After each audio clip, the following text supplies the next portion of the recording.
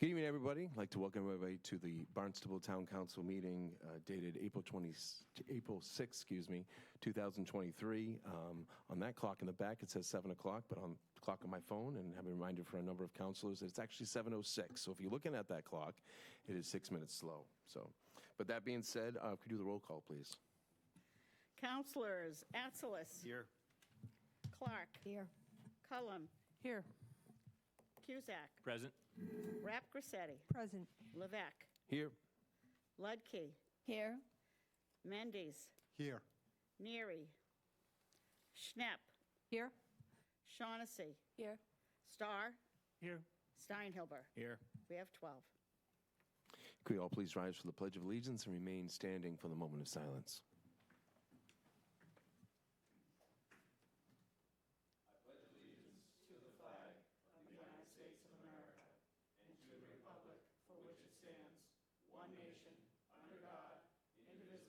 With liberty and justice for all.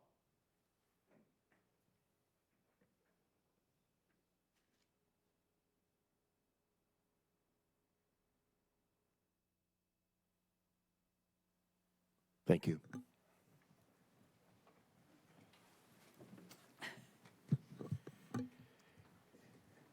This time in the meeting, it is time for our public comment. So if anybody's here, we do in person, and also we do public comment via remote. But if somebody's here and would like to publicly comment in person, now is your opportunity. And I just ask if you come to the podium, you can sign in, and you would have 3 minutes to speak. Anybody in person? Okay. Anybody want to participate remotely? Director Poyan. There is no one on Zoom for public comment. Okay, well, I can't remember that ever happening, but here we are. I guess we're addressing the needs, supposedly. So that being said, and there's no need for council response for public comment. So now we would fast forward to the town manager communications, and I don't know if Town Manager Ells was ready for that, but the way we go about doing the town manager communications now, and I am sorry, I actually normally have an email that I have open on my phone. Town Manager Ells, I'm assuming you sent that to me? Yes, you did. And I have it right in front of me currently. Thank you. The town manager report has been pre-recorded and it is available to town council and the public. The report will be prepared in written form and posted on the town manager website as in the past. The town manager and staff will be available to answer any questions regarding the report as presented. The town manager's communications for the period of March 17th to April 6th include an update on 1, joint emergency responder training at Barnstable High School. Number 2, the budget action calendar. Number 3, beach raking announcement for summer 2023. 4, continued town discussions with Mass DEP regarding proposed changes to Title V. Number 5, the status of the Hyannis Golf Club. Number 6, Hyannis Youth and Community Center Spring Basketball League. Number 7, Barnstable Youth Commission One Love Program. And number 8, Elizabeth Jenkins, Director of Planning and Development, provides an update on the local comprehensive plan. So at this point in time, I would open it up to the council if they have any questions on the town manager's report. Councilor Lutke, please. Yeah, maybe it's more of a comment or a suggestion, perhaps. Having read through the budget material showing the rationale for how projects are weighted and prioritized, which I found to be very, very good and very detailed, and then seeing in Elizabeth Jenkins' presentation the rankings from our public feedback on the local comprehensive plan, I think it would be a valuable exercise to compare those two to see if the priorities we're using to fund projects align with the priorities that the public has identified with what they think is important.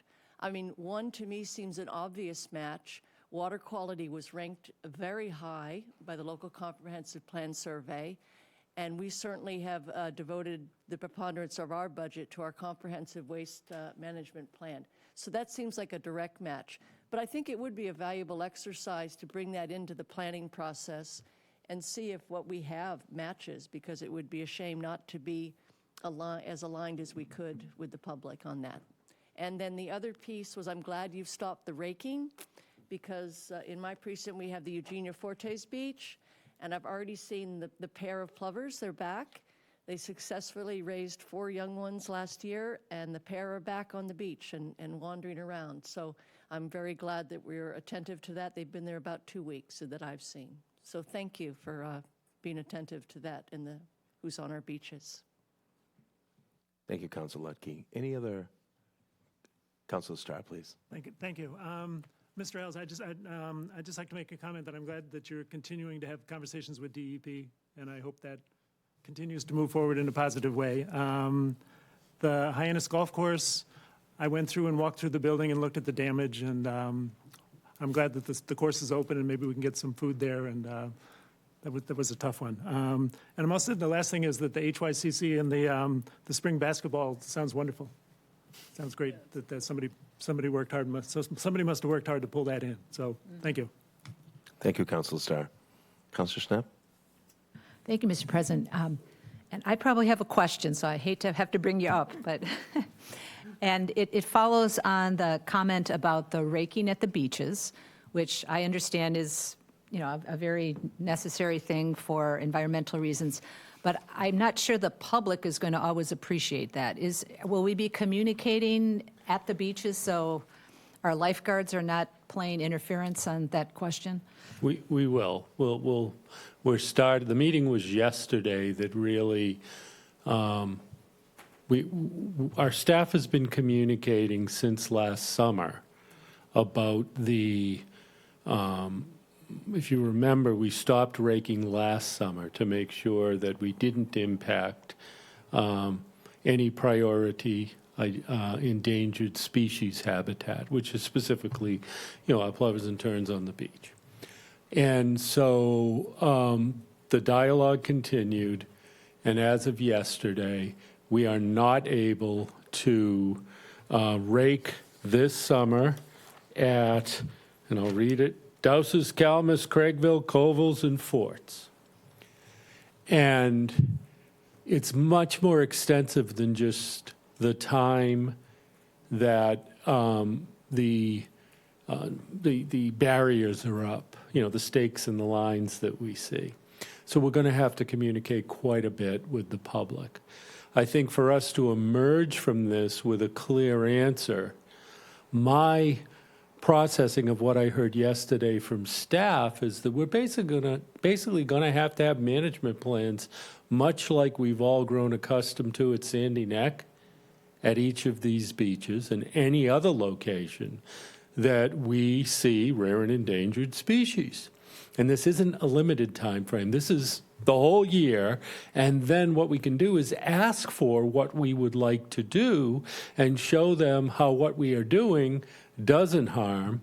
And this is going to get quite extensive, and it's going to take time because we've been used to utilizing them for recreational activities for decades.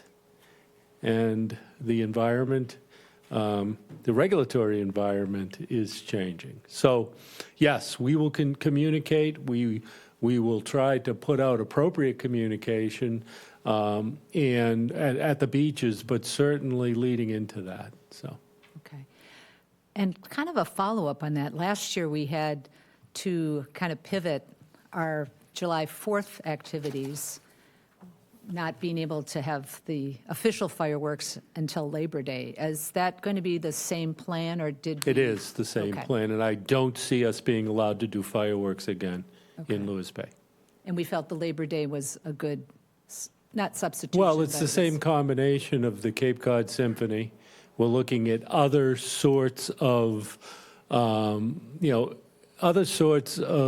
celebration that can augment that. And this year, we're looking to do it on Labor Day as well. But that dialogue will continue. And I'm not quite sure about how the regulatory environment might change even more broadly. So, Okay. yes. And one more question, not related to our beaches. A couple meetings ago, I had asked about the opioid settlement dollars that the town has received and will continue to receive. I believe yesterday or today, I heard on the radio that Mashpee is moving forward with an RFP and is planning to distribute, funds mostly to providers in the community. Has there been any progress in what we might be doing with that funding? Mark Milne's here. Mark, do you want to address what we are doing? I know that we're not doing anything specifically right now. Do you want to just talk about any eligible categories, or should Karen Noba do that? Yeah, Mark will try. But no, we're not actively distributing that. We're still looking at how we can, what's eligible, and then how we would proceed with it. So, Mark. Thank you, Town Manager Ells. Good evening. Mark Milne, Director of Finance at Town of Barnstable. So the opioid funds that have come in, they're restricted. They can't be commingled with general funds, so they're sitting in our treasury in a restricted account. We can use them for preventative measures, recovery measures, educational opportunities, and there's one other category, but we are working on identifying a process that we need to develop to decide how to distribute those funds. The state wants you to engage the community, so we have to develop a process that engages the community into how to best use those funds. So that's our plan, is to develop a group that can go out and engage the community and determine what's the best use of those funds. And we have to bring those to the town council for your appropriation. Yes. You'd have the answer to this, but where in our town structure do you think that process will initiate from? I think we probably want to start with our police department, our fire department, our health department, and our school department. I believe those are the 4 key departments that will be involved in the future use of these funds in regards to prevention, recovery, and education. Thank you. You're welcome. Thank you, Councilor Schnapp. Madam Vice President? Hi, Mark. Thank you for the recording. It was great. But I do have a question about the beach raking again. Is this going to affect capacity at all at any of those beaches? And is there a plan for just another way to maintain the beaches, whether it be trash pickup by beach employees or whatever? Because raking also gets a lot of stuff out, right? It does. So this is complicated. Yeah. From many, not just from an environmental. And given that yesterday was really the day that we became more clear on the expectation, we're going to proceed with internal discussions and identify the functions that occur at our beaches and put together a draft scope and a budget to do a management plan, and then talk about it very publicly, because this isn't going away. It's actually getting more complicated. There's more species. It's expanding. We already have impact on beaches when they're cordoned off and you're not allowed to utilize them. And so the good thing is we do have a lot of experience with our Natural Resources Department in managing Sandy Neck. So we're not new to this, we're just in location, not in what would be required, but it is significant. We're talking about next year at the earliest to be able to have moved through this planning and development of a management plan. One other thing, is there any thought to silent fireworks? Would that be okay? No. No? No thought to it? Or No, there's- it's it wouldn't be okay? well, it's the activity. Okay. The noise is certainly part of that, but it's the activity and the proximity of the activity to the nesting endangered species. Mm-hmm. That's really what it is. The noise just is another factor that can cause impact or Yeah. a take or, whatever results, so.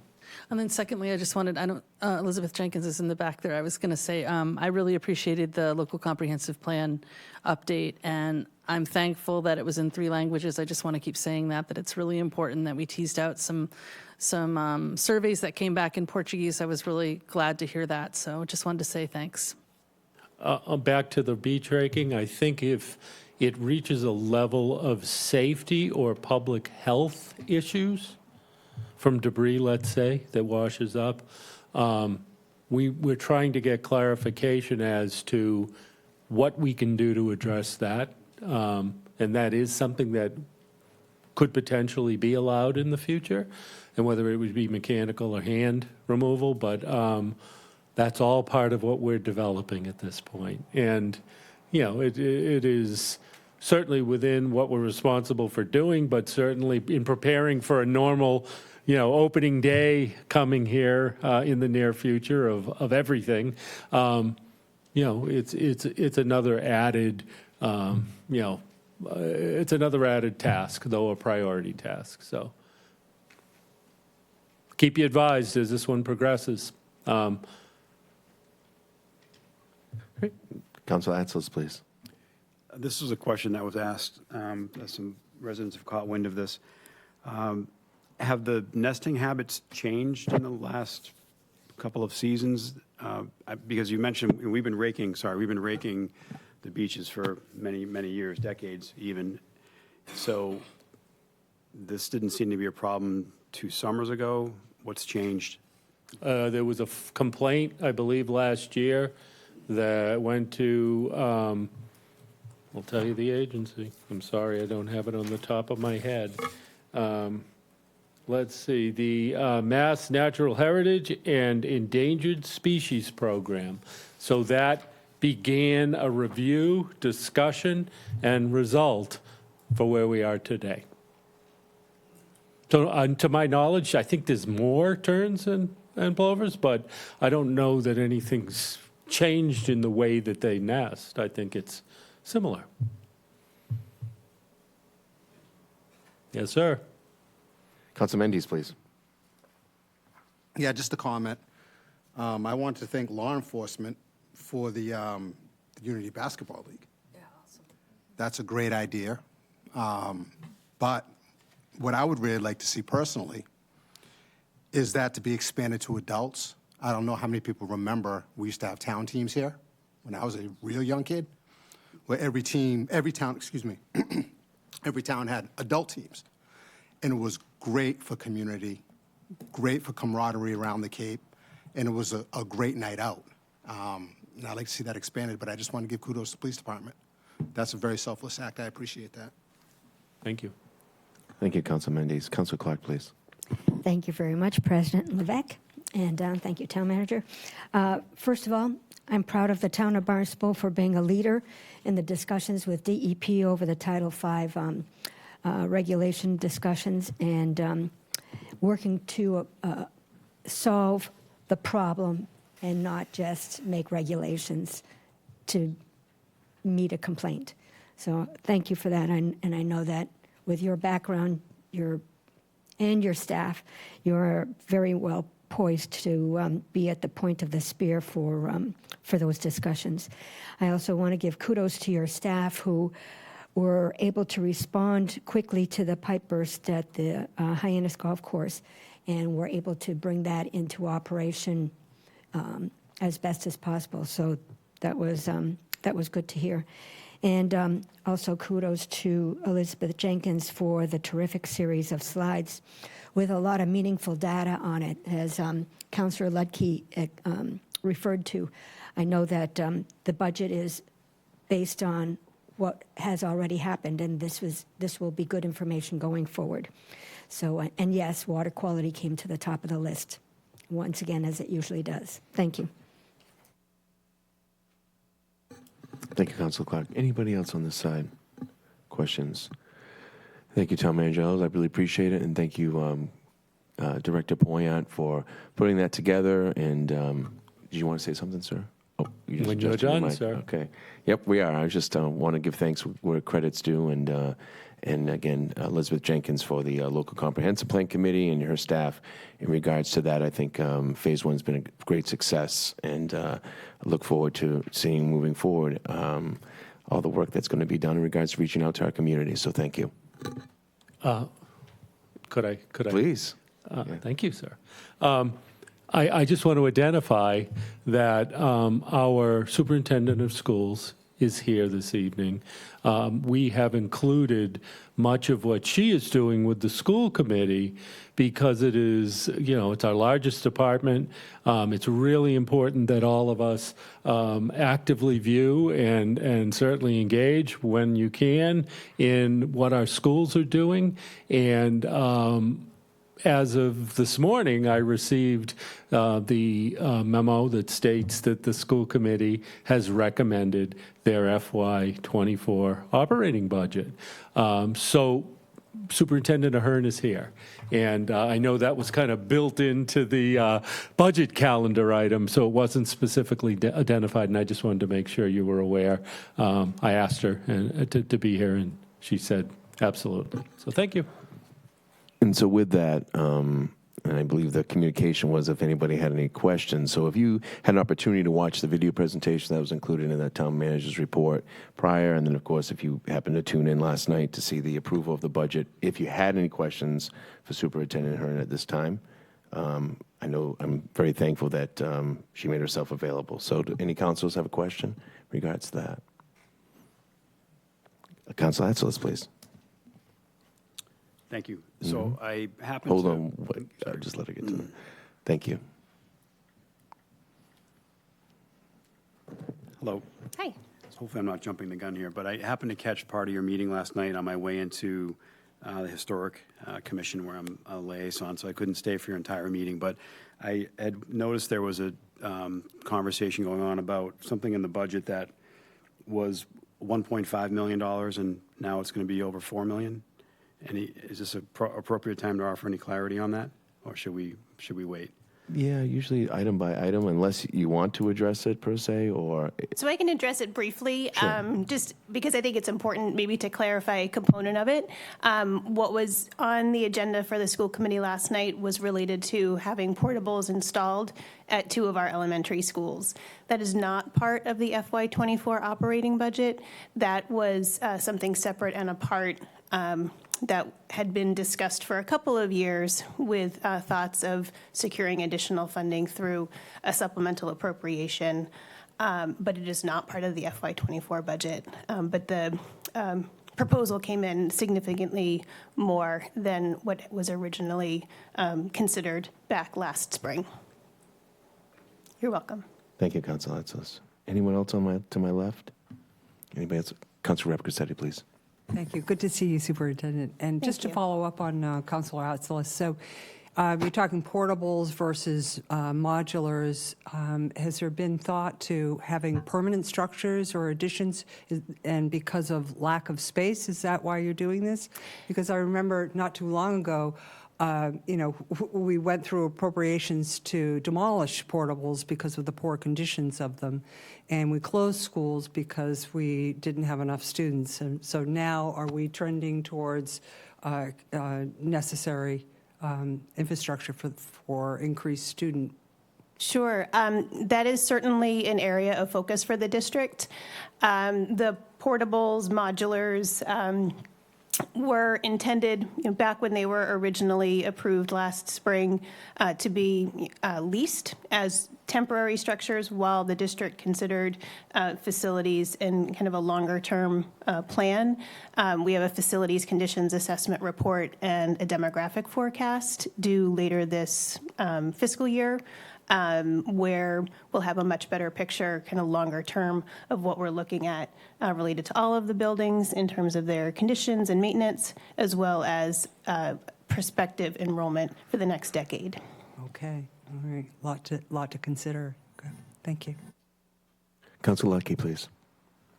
Thank you. I just wanted to give you a huge compliment. I listened earlier at a subcommittee meeting when you presented, and I have my daughter at the intermediate school. She's in 7th grade there, and she describes in her class, there's 27 students, 24 of them, English is not their first language. In fact, some of them speak very little English. And apparently this cohort of 24, they move around to the various classes, and they don't take the English language arts. They have a special class. But I have to compliment you. That's incredibly difficult to do. And I think what you're doing is amazing, how you're getting those kids streamlined right in. and people in the classroom are helping, the teachers are helping, but it's so challenging, especially at the 7th grade, to come in when you don't speak English.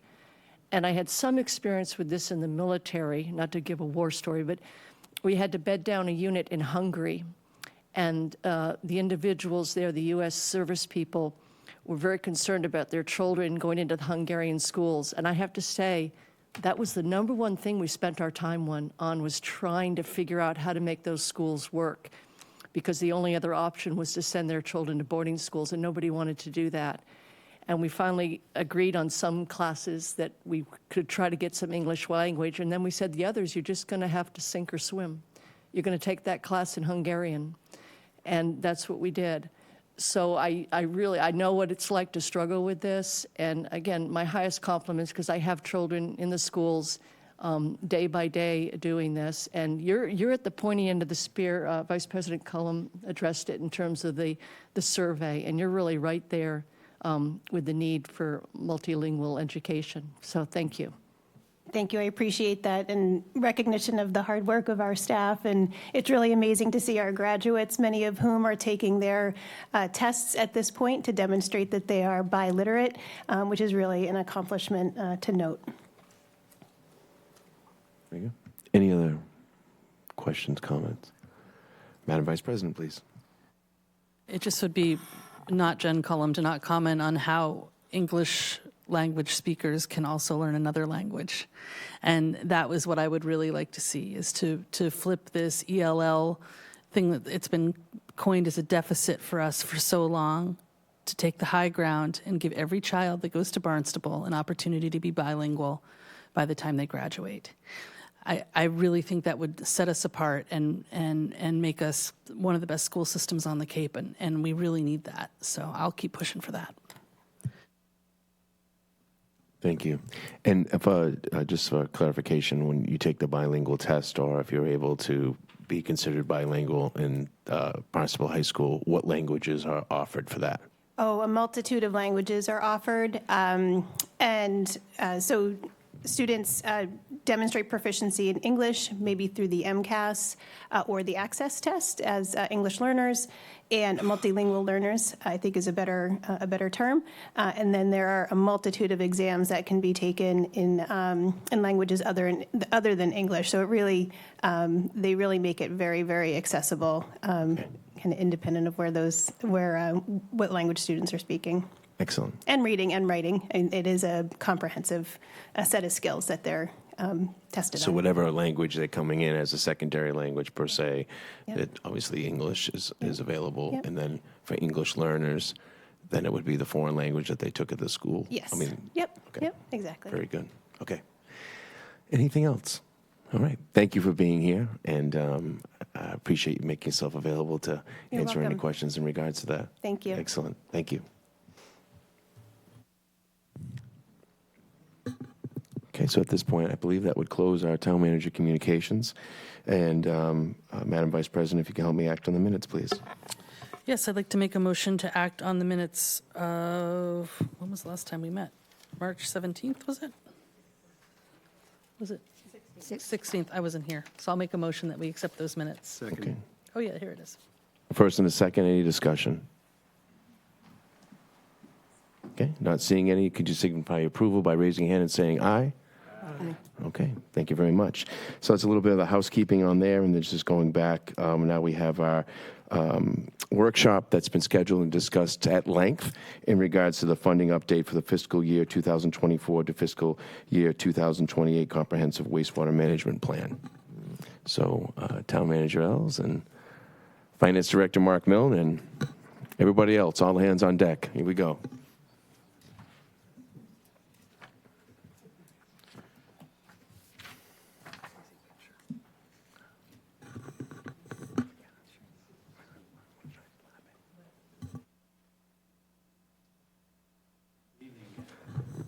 Good evening. Mark Mellon, Director of Finance. Welcome. And last time I was here before you back in January, it was before the governor released her budget for fiscal year 2024. And I think what we have here this evening is some good news for you. that I'd like to share and how this might impact the funding for the comprehensive wastewater management plan.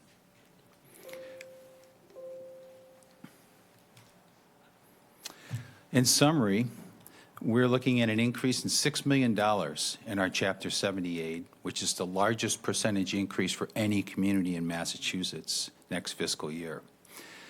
That results in a net general fund revenue growth of $10 million, the largest revenue growth we've seen in 20 years. With our 60/40 revenue sharing agreement, $6 million of that is allocated to the school department and $4 million to the municipal operations. As stated earlier this evening, the school committee approved their budget last night for a $6 million increase, and that's aligned with the spirit of the Student Opportunity Act, which I'll talk a little bit about in my presentation. And the municipal operations budgets is under development. We just about finalized it at the end of last week, and we expect it to be about $2 million higher. That results in $2 million left over that we can direct to the capital improvement program, and more specifically to the comprehensive wastewater management plan. We intend to bring forward an operating budget that proposes to do that for your approval. We've also increased our assumption for investment earnings. As you've probably seen at a personal level, you're earning more on your money these days, and the town is too on its investments. We've also revised our borrowing strategy. We're incorporating more short-term financing for our construction bonds and longer amortization periods for our design bonds. We spoke to our bond counsel, and they said if we have a construction project associated with the design project that's subsequent, proved in the subsequent year, we could combine those two bond issues together and amortize it for a longer period of time. So that builds us some cash flow for this program. And also, recently, we've submitted an application for a congressionally directed spending request for the Centerville Village Sewer Expansion Project. If we happen to be awarded this, that would also be a positive impact to this program, but we'll wait to see. We don't have the answer for that for a while, probably. So the infusion of this new revenue, combined with our debt restructuring, defers the need for a debt exclusion override until the fiscal year 2027 projects, or 2 years. So we bought ourselves a couple of years for the debt exclusion vote if we want to postpone that. So a little bit about the Student Opportunity Act. I would suggest, if you haven't already, watch Superintendent Ahern's presentation March 15th to the school committee. She goes in depth about the Student Opportunity Act. It's an excellent presentation. Everything you'll want to know about that act, I'll just going to give it a cursory overview here this evening. She'll have another opportunity at the budget hearings to talk about that. But essentially, it's a 6-year plan to reduce inequities and close learning gaps in certain demographics in public education. Fiscal year 21 is the first year it was implemented, and these 5 categories are the categories that the Student Opportunity Act requires us to spend more money in. So they're increasing educational spending specifically in these 5 categories. This is what our foundation enrollment looks like. This isn't the same thing as students enrolled in Barnstable Public Schools, but this foundation enrollment is students Barnstable is responsible for public education. So that includes not just Barnstable students, but students we send to Cape Cod Tech and other Commonwealth Charter School students that attend to Sturgis and Lighthouse Charter. As you can see, in 2023 and 2024, our enrollments, overall enrollments for foundation enrollment have increased. And specifically in the 2 categories called out on the right-hand side, English learners and low-income students, you can see significant increases in those categories. 100% increase in English learners from 500 to 1,000, and low income about a 33% increase from just over 2,000 to just over 3,000. Why is that significant? Because that Student Opportunity Act requires communities to spend more money in those two particular categories. So that's driving an required increase in spending for education. The foundation budget, this goes into factoring or calculating what's known as a foundation budget. This is the minimum required spending that a community must provide for an adequate education. It's a shared responsibility between the town and the state. Our local contribution is based on an aggregate wealth model, which looks at every community's property wealth and income wealth to determine how much that community should contribute towards providing a public education. Historically, Cape communities have done very poorly in the Chapter 70 formula because we have very high property wealth.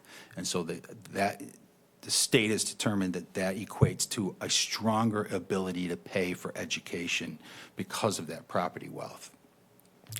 And the local contribution is increased annually by what's known as the municipal revenue growth factor, which is the growth in our revenues that we generate locally, plus a factor to close the gap to get a community's contribution target up to what the state wants you to contribute. And the state wants you to contribute 82.5% of the required spending. They want you to, that's what their target is to get us there over a multiple years period of time.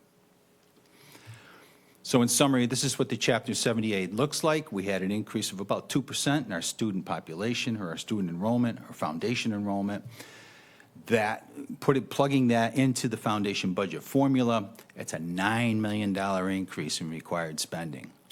And that's a result of not just the enrollment increase, but more, the bigger impact is the result of those increasing populations in ELs and low income. Our contribution locally is about $3 million increase, so the state fills the gap. 9 million minus 3, $6 million. That's what they'll give us in additional Chapter 78. So our Chapter 78 percentage of foundation right now is 29%. They want to get us down to 17%.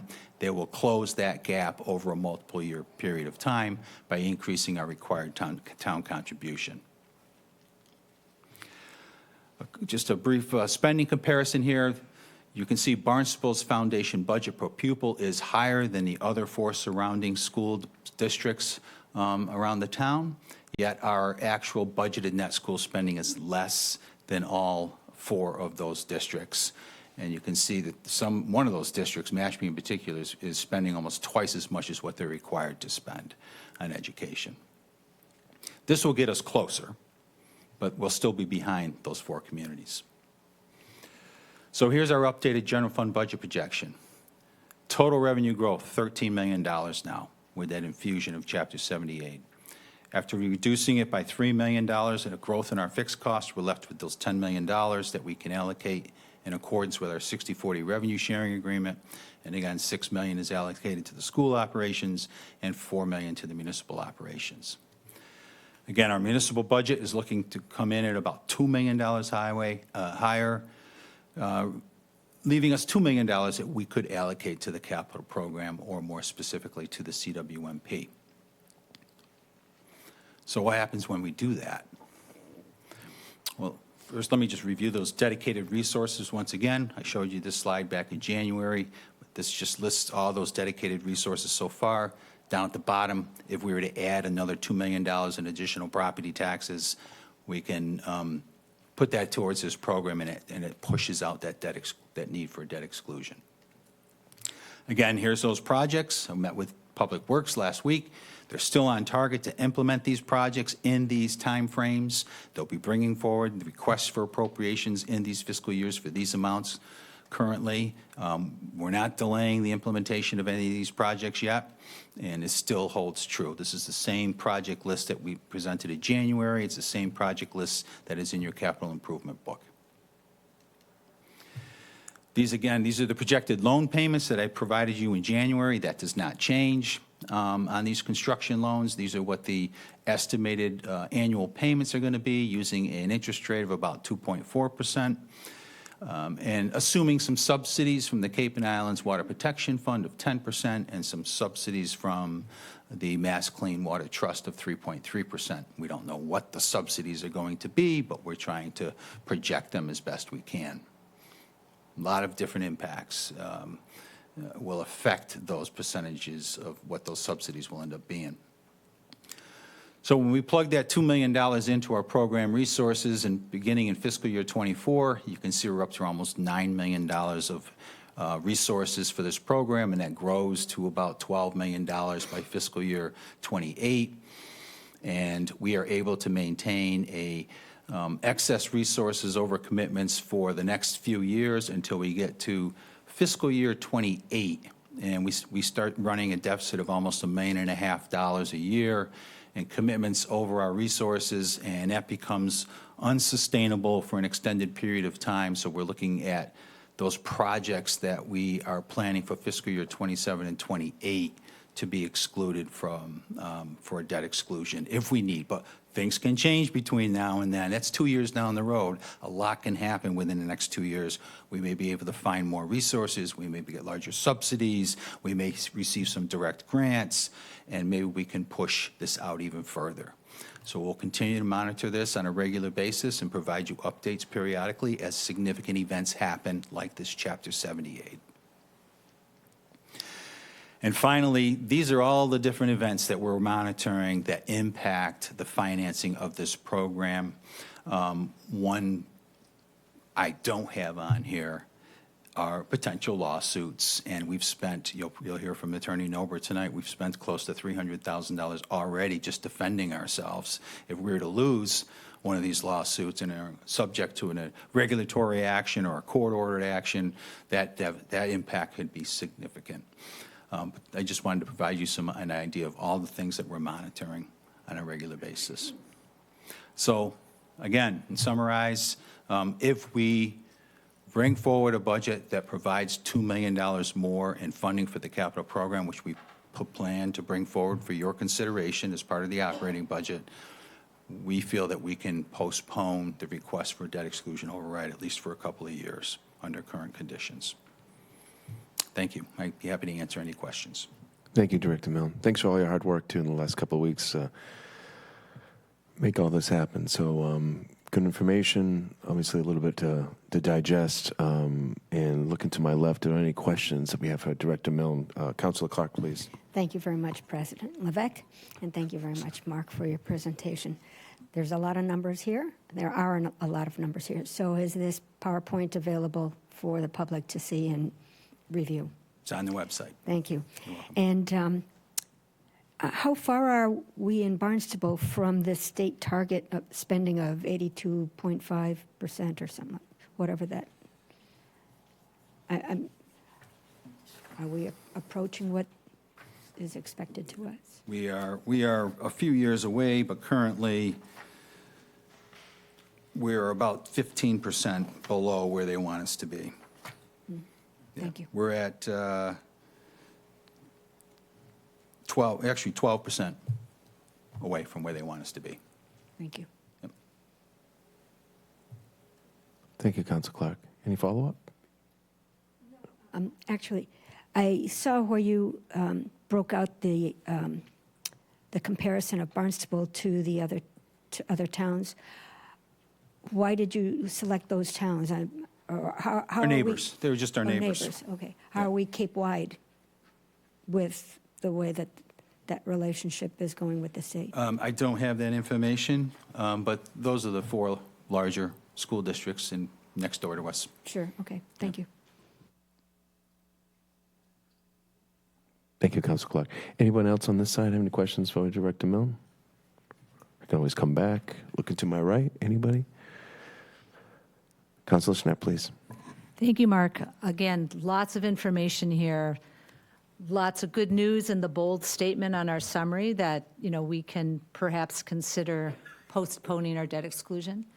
But I'd like to ask a few questions on what the ramifications of that postponement is actually mean. When I first heard about the increase in Chapter 70 funds, I kind of correlated to the reason why we had that increase being the increased needs of our student population. And in seeing the one slide that showed the increase of children who are economically disadvantaged to 3,000, was it 60% of our student body? I wondered if there was some relationship to the families of those students and the needs of those families in our community, because students don't exist in a vacuum. So, and it would seem to be, in addition to the fact that Barnstable is a gateway city, And the gateway city designation is for cities in the Commonwealth that have certain characteristics, and one is a below, I believe, area median income compared to some of the other communities in our town. You know, we understand that, you know, there are many families and households that are struggling in our town.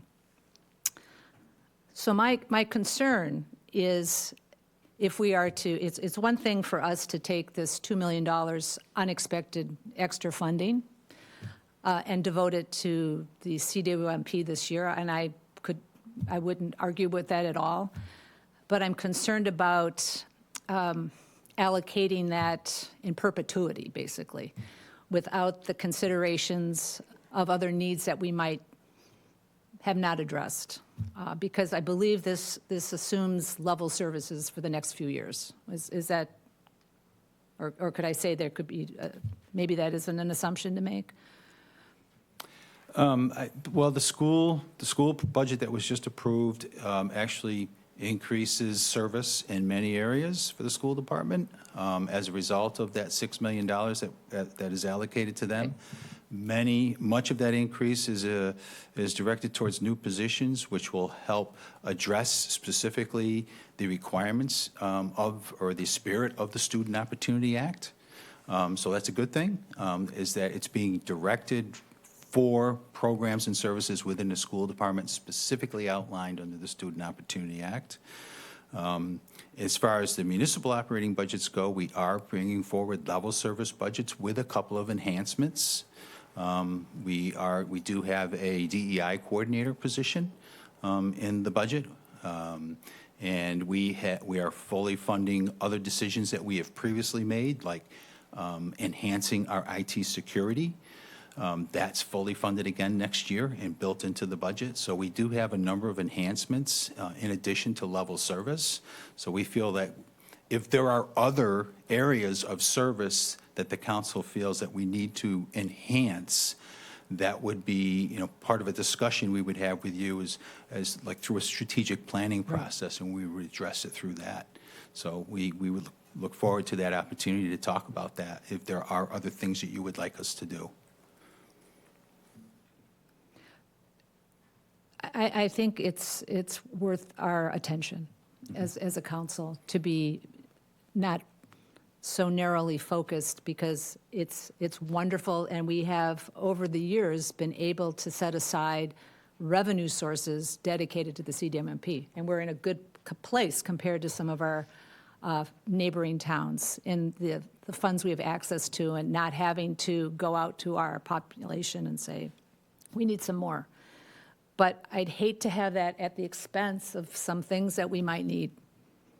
And I think the statistics that you know are you know, it's one thing for the school to have an enhanced budget to serve the needs, but I also don't think the school system should be the only place that is responsible for serving the needs of our community. And you know, and I know that our police department ends up in the mix, and you know, others are in the mix that are.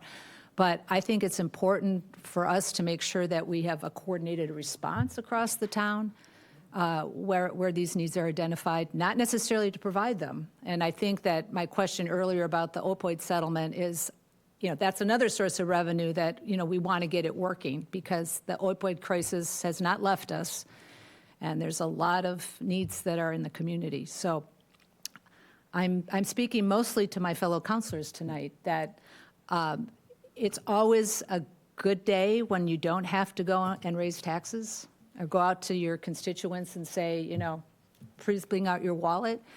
But I don't think we should be blindsided to the fact that this opportunity for some revenue growth, you know, there might be other demands of it. And I think that, you know, if we can return to our strategic planning process, if that's the main process in which we can have this conversation, I think it's important. So. Thank you, Councilor Schnapp. Anyone else on this side? Madam Vice President?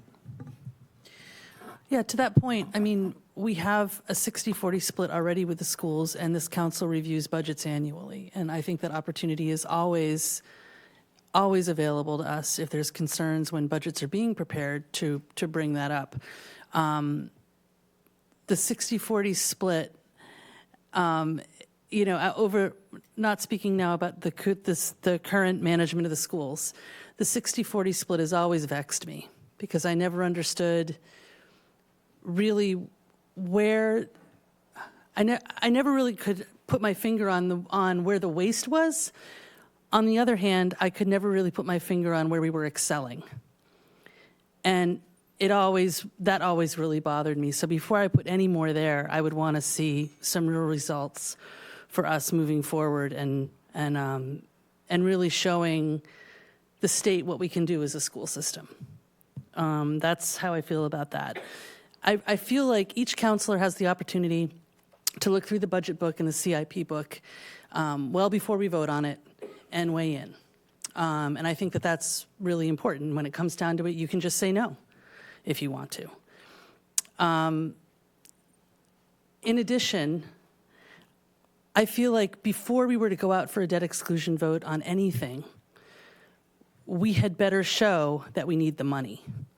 I feel like every taxpayer in this town, if we go for a debt exclusion and it ends up being, we're using old numbers here, so everything is constantly changing. If it ends up being $26 a month for every homeowner, we better be able to justify that request. And if we have $2 million that we're ascribing to other things that may or may not be a priority based upon a strategic plan or a budget or anything else, I just think we better have our ducks in a row before we go asking for more money from people. And I believe we should cast the net far and wide on that and get as many voters as possible on that, because it is not a decision that should be made by a few people. It's a decision that should be made by all citizens. And, a debt exclusion, whether it passes or not, means we either cut services or we don't. And it's a big deal. It's a 20-year commitment, 20, I believe, right? Maybe 30? 30. 30-year commitment for people for their property taxes. And, it's no small thing. So I really feel like, as we scrutinize projects in this town, we need to keep the sewers, front and center in our minds. In addition, I wanted to mention something that was brought up in the leadership meeting that really rung true, which is that, we're used to municipal government being this cumbersome, slow, glacial paced thing. But that list of all the factors that are changing on a daily basis, it really shows that the landscape has completely changed for us. So what used to be predictable and maybe decades or, at least years, if not decades in the making, we could predict on this, we could predict that, we could predict that. Now it's all up in arms. We don't know what's up with the DEP regulations yet. We don't know. There's so many missing variables here that, it really behooves us to revisit this quarterly to see, how we can do things. But I think the first and foremost thing we need to think is about, we're fiscal representatives of the people. Our fiscal responsibility is the first thing we should entertain here. And I really believe that, I term out this year and so does Jessica, so it's kind of on you guys, I guess. But, really we're talking about a 30-year commitment that we're making for every single homeowner. That's a really big deal. And so the important thing that needs to be done is to get the word out to everybody, the truth out to everybody, and have them decide. It's not up to us. It's up to us to be the stewards of the information. And that's how I feel about that. Thank you. Thank you, Madam Vice President. Anybody else on this side that would have any questions? Councilor Starr, please. I just had a bigger question. The question about the Student Opportunity Act. That seems like educational money, but it goes to the general fund, and we can do with whatever we want with the 40%? It's a great question, because Chapter 78 goes to a community. Doesn't go to a school committee, doesn't go to a school department, it goes to a community, and it helps the community fund its public education system. So it's another general fund revenue source that goes into the mix of general fund revenue source, which include property taxes and motor vehicle excise taxes and so forth. It just happens to be a coincidence this year that we have a $6 million increase in Chapter 78 and a $6 million increase in our education budget. That's a coincidence. But the other way to look at that is that we don't have to provide any additional property taxes to fund our education budget next year because the state's giving it to us. So we can take that increase in the tax levy growth and direct it towards other areas of our town's budget, including municipal operations or capital program.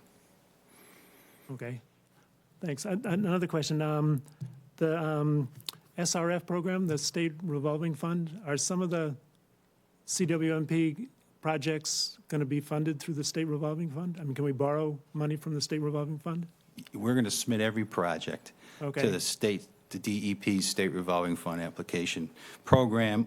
No guarantee that we'll get listed on the intended use plans in the future. Okay. But You we did- will submit every single one of these projects. And those projects start at 2%, and basically 2%. Being a housing choice community, we're eligible for 1.5% in our Okay. borrowing rate. 0% on a short-term loan, 1.5% on a long-term loan. For 20 years, if we elect to go to 30, we'll pay a little bit more than 1.5%. And isn't there an option to go to 0%? There's an option to go to 0% if you have land use policies in place for neutral flow, which we do not currently have. Okay. So like we're talking, at the moment, we're talking $31 million, you know, the next Next year's next budget. year. But if we got 0%, we wouldn't pay any. If we had 2%, we'd pay, I think it's $6.7 million more over the life of the loan. Yeah, you'll pay interest, yeah, that's the interest Yeah, cost. so it's $7 million more if, to go, the difference between 2% and 0%. So I think we should look at 0% if possible. Okay. Thank you, Council Starr. Anyone else? Council Lucky. Yeah, I just Council Lucky, wanted please. to, thank you, piggyback on what Vice President Cullum said and also what Paula had said. And that's what I brought up at the beginning. I think if you marry the LCP process with the process that goes into producing the budget, and I understand your point, you know, we can say no, but this process, if you're, and I've read the entire, you know, preface to the budget in detail. It's a very detailed process, so it's almost too late at this point to go back on that.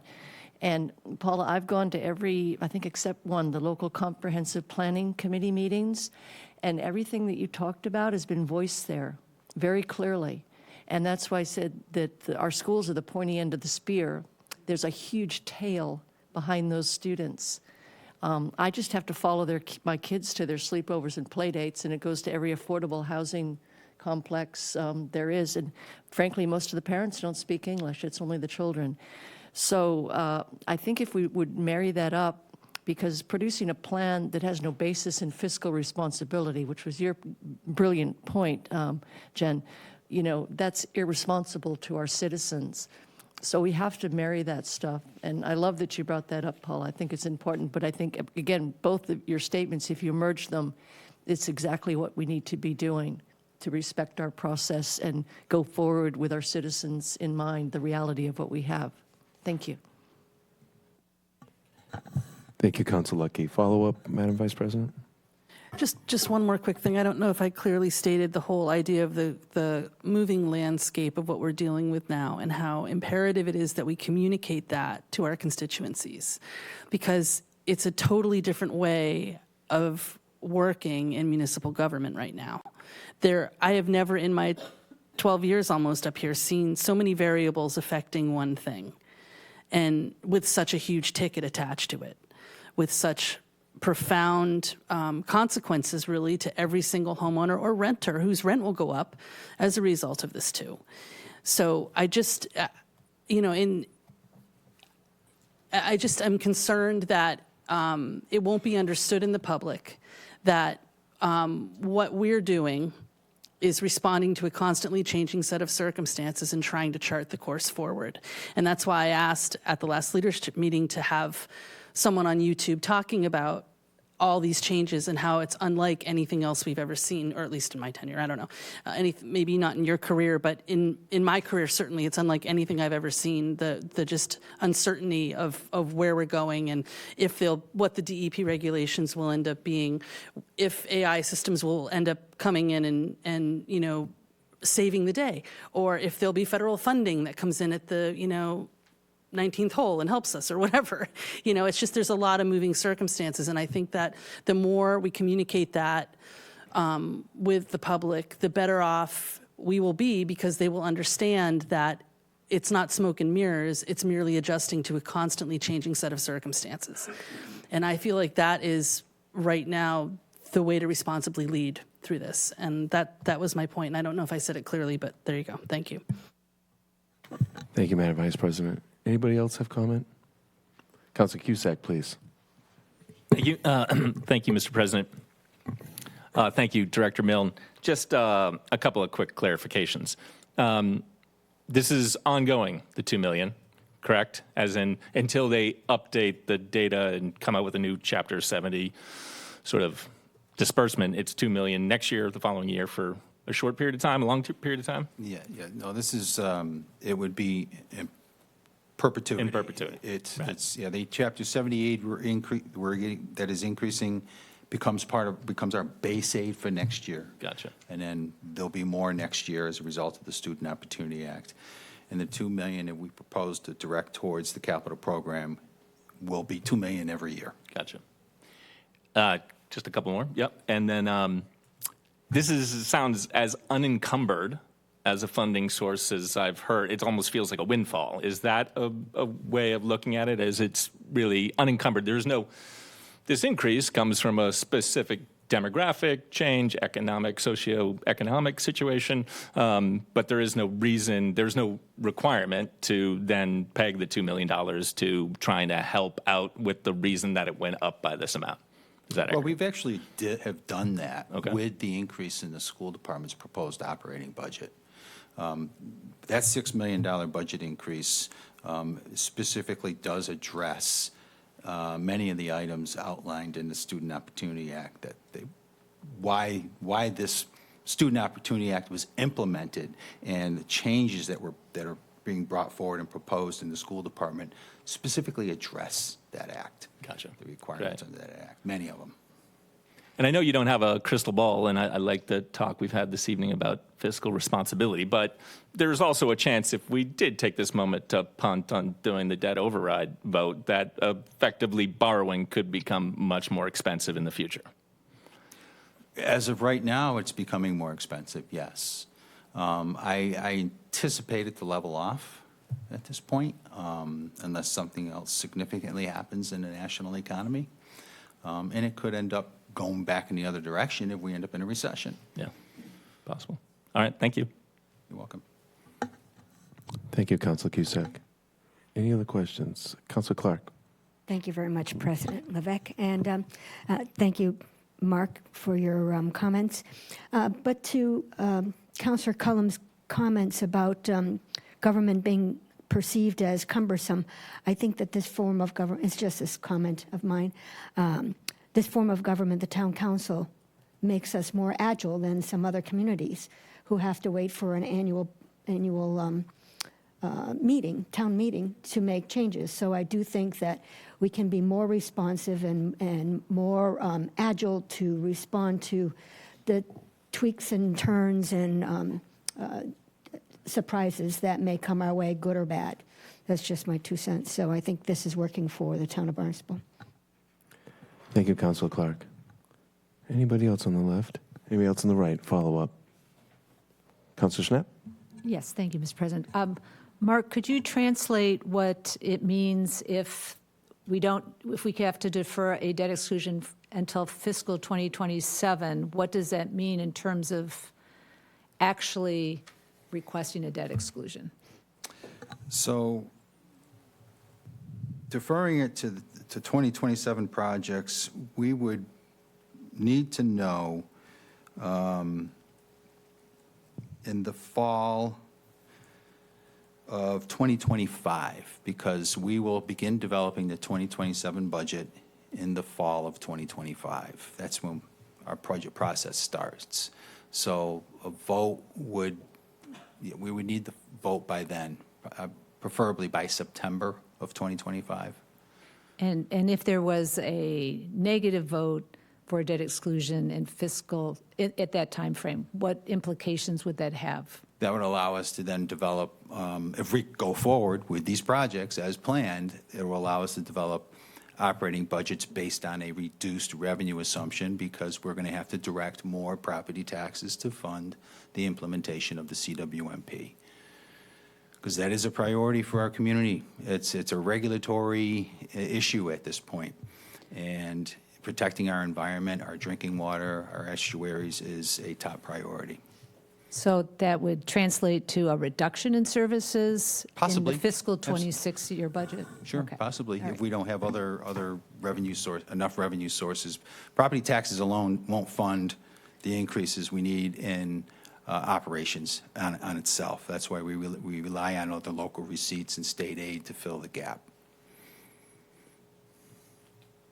So as a council, we may want to consider if waiting till that moment is really prudent, or whether we want to vote sooner than that. So I agree with Vice President Cullum that regular updates, you know, that this is a good news update, but I think that with all the variables that we're contemplating, that you showed on that last page, some that could be in our favor, some not so much, that, you know, this needs to continue to, even though it seems like we're getting information, we keep putting something off, I think that we need to continue to have this analysis.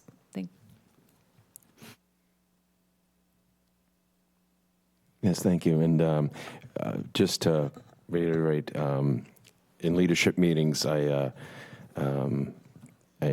actually invited Councilor Schnepp to come along and make sure that these questions were answered. And we did discuss in those meetings the fact that this should be something that is discussed, not on just an annual basis, but on a maybe at least a biannual basis, because of these things that could possibly be changing at any point in time. So the prudent and I think the right thing to do moving forward is to be able to address these things at the leadership level and communicate that to the council like we have been doing, and more often than that. And I think Director Milne should come here at least quarterly and to give us what you have done, and I appreciate that. And and make sure we get that information before us, so that if we have to pivot and we have to make decisions based on economic conditions or need of services or whatever it might be, these things change, and we need to be able to be flexible. And as Councilor Clark, and this is great discussion today,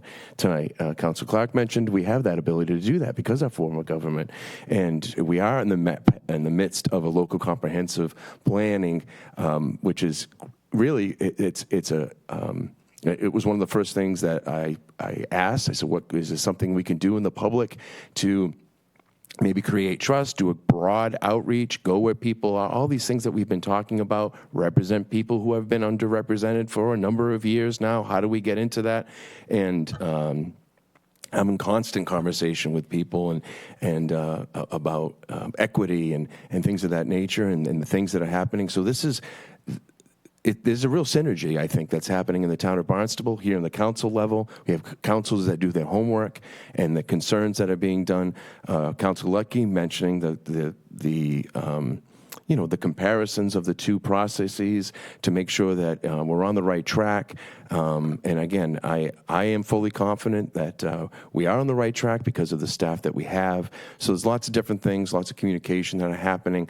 And again, I think it's important that, councilors, if you have questions, please lean, and I appreciate people giving me a phone call when they have questions on certain things, want to be involved at all levels. And Vice President Cullum has been fantastic, really prioritizing, Superintendent Ahern, all these things that are happening tonight. They really are all connected. And Director Milne, I really appreciate everything that you've put into this, and the hard work that you have, and just really the great answers to the questions that have been asked of you a number of times. I've been on the council now, been president almost, going on 3 years, and there's such a consistency in the spirit of excellence that your office has to be able to lead us in a direction where we can have confidence that we're making the right choices. So I really appreciate that. So thank you. And does anybody else have any follow-up? Yeah. Oh, yes. I'm just asking, making sure. I recognize we give each other a little bit of a nod, but I just wanted to make sure I said what I said beforehand.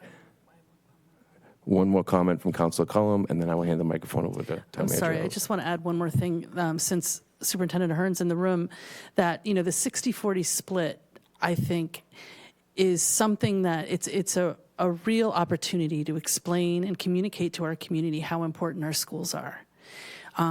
Because they have a lot of skin in the game, even though they may not have kids. We're talking about the vibrancy of our community, the sustainability of our community, the success of our community, and the buy-in of young adults, and whether or not they can stay here or not. All of this is part and parcel of who we're about to become.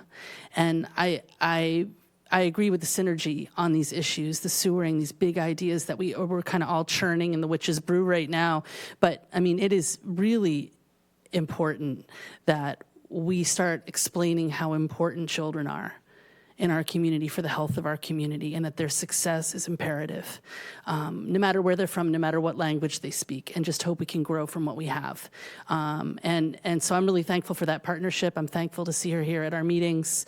I'm thankful to be involved in meetings with her, because I feel like really that's our future. And we need to make good decisions now, because we, quite frankly, 50 years ago didn't. So it's really important. I just wanted to say thank you and acknowledge that. Thank you, Vice President Cullum. And just to clarify something, too, I think that's very important for the public that's hearing. When we talk about a 60-40 split, we're talking about new growth dollars. And the Chapter 70 increase aid is considered to be growth dollars. So if we did not receive that aid, we would still take the town growth dollars that we got, and we would split that with the school department. So in the years that we did not get Chapter 70 increases like we've seen this year, we would still support our school system by giving them 60% of our growth dollars. So I just want to make that clear, that we are here to support our school system, have been for a long, long time. And again, the irony of the fact that our increase this year just so happens they're getting all that money. And if you looked at their budget increase, it's close to 8% from last year, and that, if the council approves, has an opportunity to be approved at that rate. But again, this is a process, and I think, from what I understand, any superintendent that's come here, and we've been doing that, is very thankful for that policy that we have in place in regards to that growth dollars. So I just want people to understand that. Thank you. And without further ado, Town Manager Ellis, please. Well, thank you for the opportunity. I'll be brief. The word adaptability is one that's critical to what we try to do. And I want to thank you all for your recognition of that and your patience. It is dynamic, and government isn't dynamic. And beyond your leadership to recognize that, our staff's ability in every area to adapt as these questions, comments, and changes occur is critical to come out with good decisions. Secondly, you're right on point with your questions. We need to take the results of our local comprehensive plan and our other interaction with our residents, and we need to bring that into your strategic planning, and we need to be clear that those things that are important in our community, and those require adaptability as well, are incorporated into that strategic plan, because the importance of that for myself and our staff, it is the guiding document, it is the vision that we utilize when we structure budgets. So it's really important that that occur, and we're committed to doing it with you. I mean, Elizabeth Jenkins and I have been talking about how to use that information in all sorts of ways throughout the organization. She actually did that same briefing that you got to watch today to all of our senior staff, because it is part of what we do every day. Now, finally, to get right down to the minutiae of what you were asking about, when we come into you with a request for a capital project, we know the funding source. And you might say, well, it's the general fund. Okay, but we know that there are revenues there that Mark has trended. I say we, Mark Milne does this for us, that we've trended, that we know are there and reliable. So when Principal and interest is paid, the money's there to pay it. Well, you asked a good question. You can't go in with an unknown here. You can't approve $30 million for a capital project, and then if we don't get a revenue source, then we do this. We've never done business that way. So I think in our discussions, and I am uncomfortable as your town manager bringing forward a capital project that we don't know the revenue source to offset that cost. I've never done it, and my predecessors didn't do it to my knowledge. We need to have that discussion. And especially if we're going to go into that territory of a if-then, if we get it, then this is how we'll pay it. If not, then that's how we'll pay it. We really need to spend the time and talk about that so that Mark has clear guidance. That's all. That's what I wanted to say. So this dialogue, it's a quarterly or as needed. That's all I would ask. Thank you. It's actually back to Mark Milne. Could you refresh our memories on the timing of the most recent debt exclusion that we passed in the town of Barnstable, which was for the construction of the Cape Cod Tech? When that passed and when it actually had an impact on our taxpayers? I'm looking at Ann. Do you remember the date of that? Was it September? Yes, it was in September of 2017. 2017. Yeah, and I think the first time it impacted our tax levy was 2 years later in 2019, I think it was. And so right now, it's currently about a $1.7 million annual addition to the tax levy, which is our share of Cape Cod Tech's debt service. And that passed pretty over, it was like 3-1, I think.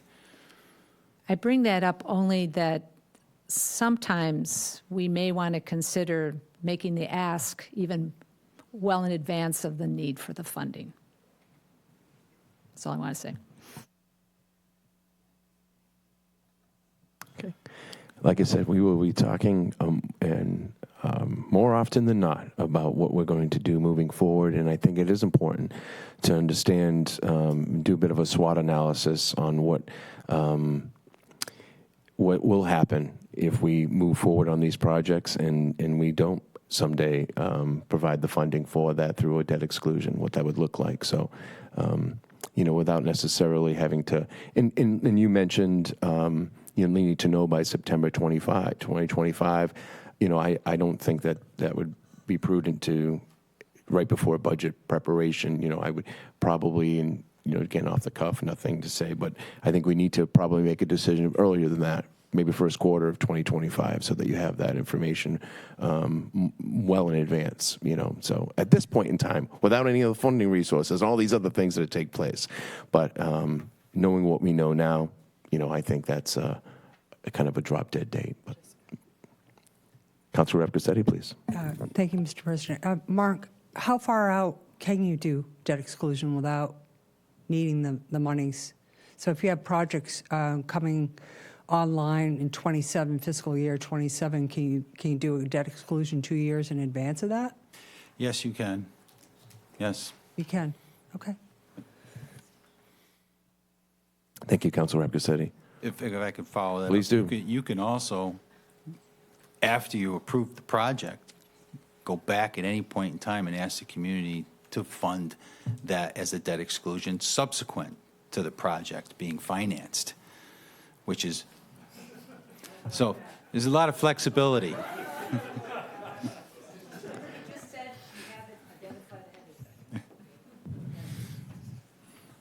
Just pointing the options out. Thank you very much. Appreciate that. Thank you. Yeah, that's the PS, right? PS at the end of the letter. So anyway, appreciate that. Any follow-up, Town Manager Els? Okay. Thank you very much. Again, great conversation, great robust information, and I appreciate you, Director Milne, and again, we look forward to, stay tuned, what happens next. So thank you very much. Okay. Moving on to our number 8, which is communications from elected officials, boards, committees, and staff, commission reports, correspondence, announcements. We do have a presentation the chair of our Infrastructure Energy Committee. But before we welcome Mr. Solomon to the podium, I would ask if anybody from council would like to make any announcements. Councilor Shaughnessy, please. Thank you, President Levesque. I know we talked tonight about the Unity Tournament that's going to be at the Adult Community Center, which I think is great. God bless those of you in law enforcement taking on a bunch of teenagers in basketball. I feel for you. Another thing I'd like to announce that is at the Barnstable Youth and Community Center for the month of April, Friday nights, adult skate night, 18 plus, from 6 to 7:50.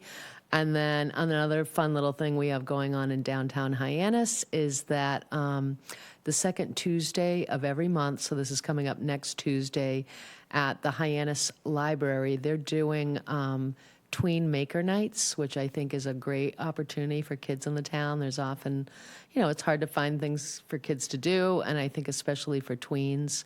So that's the second Tuesday of every month at the Hyannis Public Library, and I believe those start, it's like 5:30 to 7:30, so I wanted to get that out there before April vacation. Thank you. Thank you. Councilor Luckey, please. Yes, I have something, and let me just do a little preamble, because the last time this was brought up, there was discussion about water quality. I'm in no way saying that our water quality now is not perfectly safe to drink. What I want to bring up is an opportunity to help the PFAS study that's going on when our water quality was not good between the years of 2006 and 2016. The Silent Spring Institute, who's working for the CDC on this study here in Hyannis, is going to do some canvassing, going door to door, which they've done previously, and they're asking for people, if you'd like to volunteer to help, you have until April 11th to RSVP. And what you could do is go on the town council website and look up my contact information, call me, text me, send me an email, and I will get you the information so you could RSVP and join the group. They'll give you some training. It'll be a nice time to go out. So you have to RSVP by the 11th of April, and then they're going out April 22nd and May 20th. And I just spoke with Dr. Shader today, and we're still behind on our numbers. We have 41% of the adults we need participating in the study, and sadly, only 17% of the children. So that's why we're continuing the canvassing, and she also got the go-ahead from the CDC to continue through the summer. So our summer residents will have an opportunity to participate.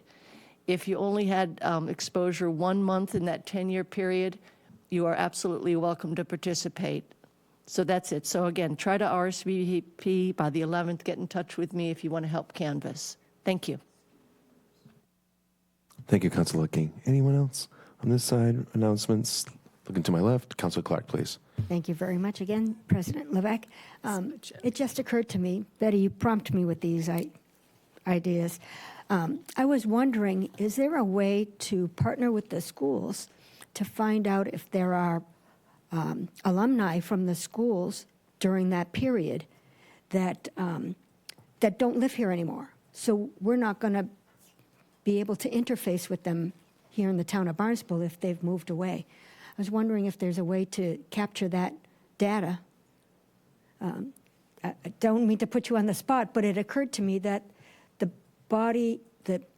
interest in the participants may not be living in Hyannis anymore, but they're in the school records. May I suggest you reach out to Dr. Shader? Maybe she can do a form of outreach in regards to finding that information. Okay, thank you. Yeah, you're welcome. Thank you, Councilor Clark. Councilor Schnapp, please. Thank you, Mr. President. I just wanted to announce the Appointments Committee will be meeting next Tuesday, and we'll be interviewing various candidates. But for the month of April, we're inviting any of our citizens who are interested in any of our town committees to consider putting in an application. We'll have a number of vacancies that are potentially created by the terms that are ending on 6/20/23, and there is going to be posted on our website a whole list of those positions. So if you are interested in any of the committees and you've been hesitant to apply because you thought they were all filled, now is the time to express some interest. Thank you, Councilor Schnapp. Anybody else? I do have a couple of announcements to make. There is on April 20th at Papagino's in Centerville, there is something called Raise Some Dough. Get it? Raise Some Dough. And this is benefiting the Marston's Mills Village Association, and they will earn 20% of all qualifying sales from orders placed on April 20th. So it's Thursday, April 20th from 4 to 8 p.m., and this is a Bell Tower Mall location, Centerville. And when you place your order, just please tell them that you're supporting the Marston's Mills Village Association fundraiser. And if you are ordering online, you can enter code 19 at the payment screen and then click apply, and they'll understand where that 20% funds should go to. It was actually a great success last year, and again, that goes to the Marston's Mills Village Association and predominantly to the scholarship fund that they provide. So, which this year there'll be 4 scholarships for $2,000 a piece, I believe. So, and 1 for $1,000. So, yeah, lots of great work being done over there. Marston's Mills Village Association, and also there is a at Luke's Love Playground, there is a Easter at the Park event from 10 a.m. to 12 p.m., and it's presented by Cape Faith Church, and it is, there'll be gift bags, balloons, face painting, family photo opportunity, and a raffle for a prize basket. So that is from 10 a.m. to 12 at Luke's Love this coming Saturday. So Councilor Atzelis has an announcement, sir. Yes, thank you. I just was waiting to get some information. So, thank you, Mr. President. So, the night before last, we had a meeting at the Adult Center in Hyannis regarding Centerville Village and roadway improvements that many residents have contacted me about, contacted probably DPW, the police department, town manager, related to speeding, pedestrian safety, crosswalks, and what that's going to look like post construction after the CWMP happens and potentially after Park City goes through there. So it was a very engaging meeting. It was run by Griffin Bowden, our town engineer. Kelly Colopy was also there, the new communications director for DPW. It was a workshop, so it wasn't folks sitting as you are right now being spoken at or spoken to. It was very engaging. It was a well-attended meeting. Some good information, great ideas came out from the folks who did attend. My purpose is just to let folks know who weren't there, who may be watching from Centerville or other villages for that matter. There is going to be a public comment period continuing through May 5th. And if folks want to go to the Barnstable Water Resources website, that presentation is there. And in the last slide, it does have Kelly Colopy's email address where you can continue to comment, share your ideas and thoughts about things related to that historic village area and the surrounding roads, South Main Street, Craigville Beach, all areas which there's constant comments about speeding and pedestrian safety. So, and if for those of you who might be taking notes tonight, Kelly Colopy is kelly.colopy, COLLOPY, at town.barnstable.ma.us. Thank you. Thank you, Councilor Atzelis. Anyone else before we bring up Mr. Solomon? Councilor Rafferty. I wasn't going to mention this, but since Nick talked about pedestrian safety, effective April, I think it was April 1st, the Mass Vulnerable Road Users Law of 2023 was enacted, and this clarifies the process for municipalities to alter speed limits in thickly settled areas from 30 miles per hour to 25. And so by implementing Chapter 90, Section 18 of our general law, if we choose to adopt that, we can reduce the speed limits from 30 in our villages to 25. And I really, really hope that this council takes a serious look at adopting that, and with the help of our chief of police, I see back there, and the DPW. But I think we should request that, because it's an issue throughout all of our community, is people just speeding. and the police can't enforce 25 mile an hour because that's not the minimum. It's 30 miles an hour. So when it's 30, people drive 35. And so now we're putting in speed bumps and all-way stops and doing whatever we can to do traffic calming. And I want to thank DPW for the recent addition of an all-way stop on School Street and Katuitt.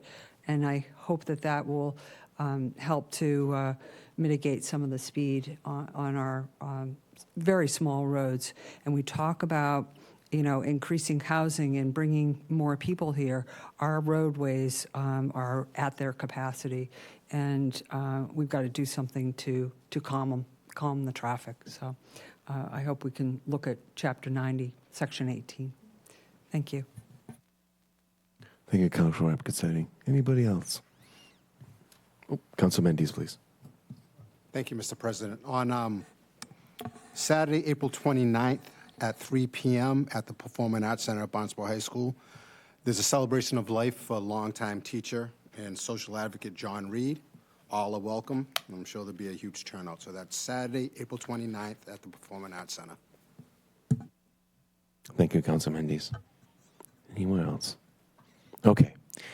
Without further ado, I'd like to welcome up Mr. John Solomon, who's the chair of the Infrastructure Energy Committee, and to give us a report on some great work that the committee's done on collection of food waste for composting. I'm just reading what note was put before me, but yes, I do know that, and actually it's my constituent who actually is the chair, so Ron, but without further ado, though, please. Yeah. Well, thank you for the opportunity to come and talk about collecting food waste for composting. Our committee identified this as an area of focus because it offers the possibility of some really big benefits for really very little cost, and it's also something that can be implemented very quickly. So the three big benefits from composting food waste, the first one is to eliminate methane from landfills. That's a significant source of greenhouse gases. When you take food waste or any organic material, bury it in a landfill, it degrades without the presence of air, so it turns into methane, major source of greenhouse gas, and that's probably the biggest reason to do this. Second reason is we have a real issue with solid waste disposal. We're generating more and more trash. We're running out of places to put it. Costs are going up.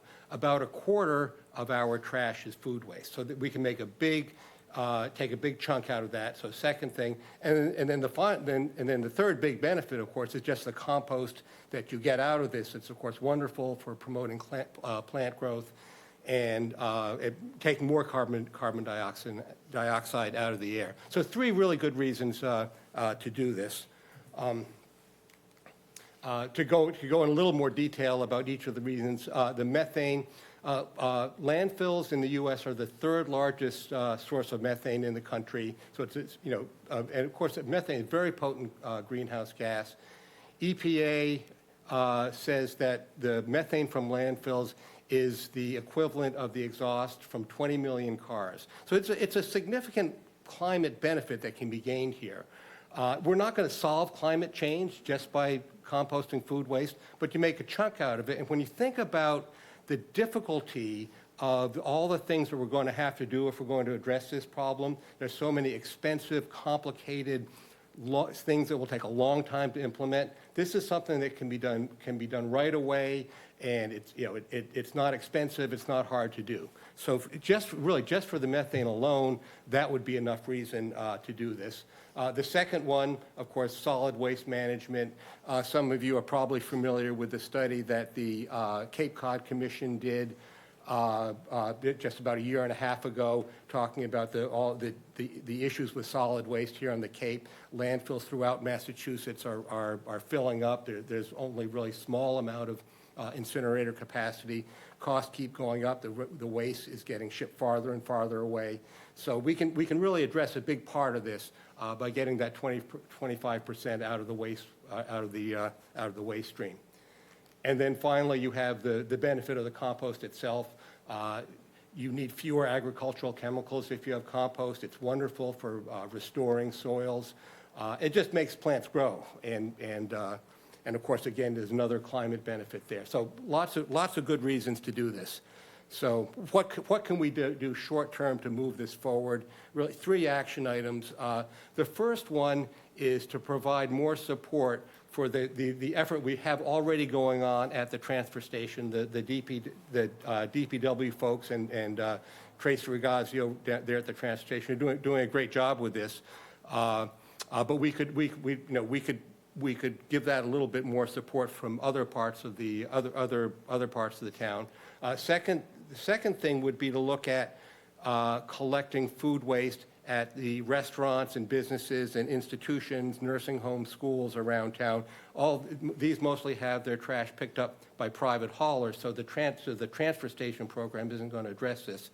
And then the last thing would be to work with the Cape Cod Commission that's looking at developing a composting site here on Cape Cod, which would, of course, make all this easier. So those are kind of the 3 areas to focus on in terms of what we can do. First one, the transfer station. The program we have there now, we're getting about 600 pounds a week from residents dropping off. We have a collection shed there. We have grant money from the state that we've used to purchase kitchen countertop buckets, which if you have a transfer station sticker, you can get one of those for free. We'll also give you a pack of compostable liners, which make the collection process really very clean and easy. It's a compostable liner. You put it in the bin, you put your food in there, you just tie it up, and it's just like any other trash. It in a lot of ways, it makes your trash better because all your smelly stuff is in one little pile, and the rest of it, animals aren't going to try to get into. You just have to have one can that's secure. So the area where the immediate area where we could use some more support, it would be great if we could get our town communication folks working on this as well. We have some very talented people there. We have a lot of social media. If we could get those folks promoting this on all of our social media and all the other ways that we have of communicating with our residents here, I think that could really help us increase from 600 pounds to, we'd like to be getting tons every week. And then finally, if we really want to accomplish this, we should set a goal of I think the goal, our committee suggestion would be that, but our goal would be that by 2030, we get all of the food waste out of our trash. That's the target that the State Department of Environmental Protection has set.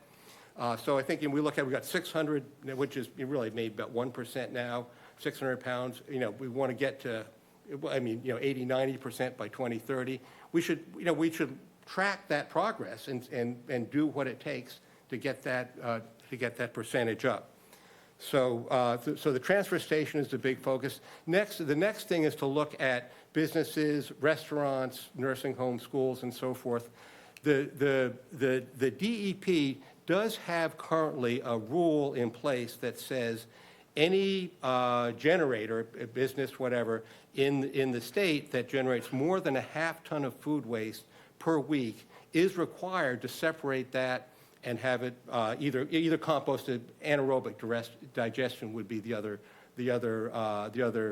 choice. But the point is, it has to get out of the general trash waste stream. That rule is not widely enforced currently. There are at least a few dozen establishments in town that would be subject to that threshold, this would not be an easy transition to make right away, but we should think about how do we notify these establishments of this rule, and how do we support them in getting there. So if we can identify what would be the right town department, or I don't know if it's a health department, or I know we contact like restaurants where there are a lot of times that town employees are contacting those restaurants. So if we can identify the right folks to bring that message and the right message to deliver, I think we can make some progress there as well. And then the final thing is to see if we can establish some type of composting facility here on the Cape. The Cape Cod Commission currently is focused on building an anaerobic digester in the town of Yarmouth.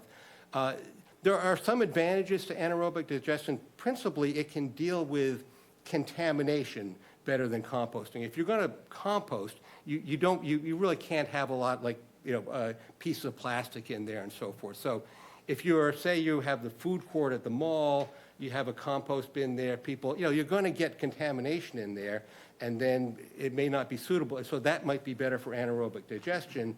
But of course, then you don't get the compost out of it. And also the Yarmouth facility, as I understand it, the plan is to mix the food waste with the sewage, and then you end up with a sludge that's hard to figure out what to do with. So, in the committee's view, there are some disadvantages to anaerobic digestion. So we should be looking at possibly a composting facility as well.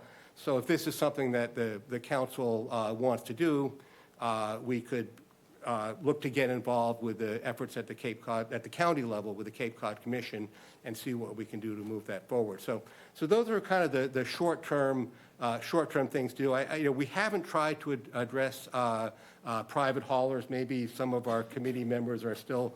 I don't know. We were talking before about that's a difficult area to get into. So we're looking at that, but don't have any specific recommendations on that. I'm sorry, by way of background, about maybe a third of people in town are using the transfer station. I don't know the exact figure, but I think more than half have their trash picked up by private haulers.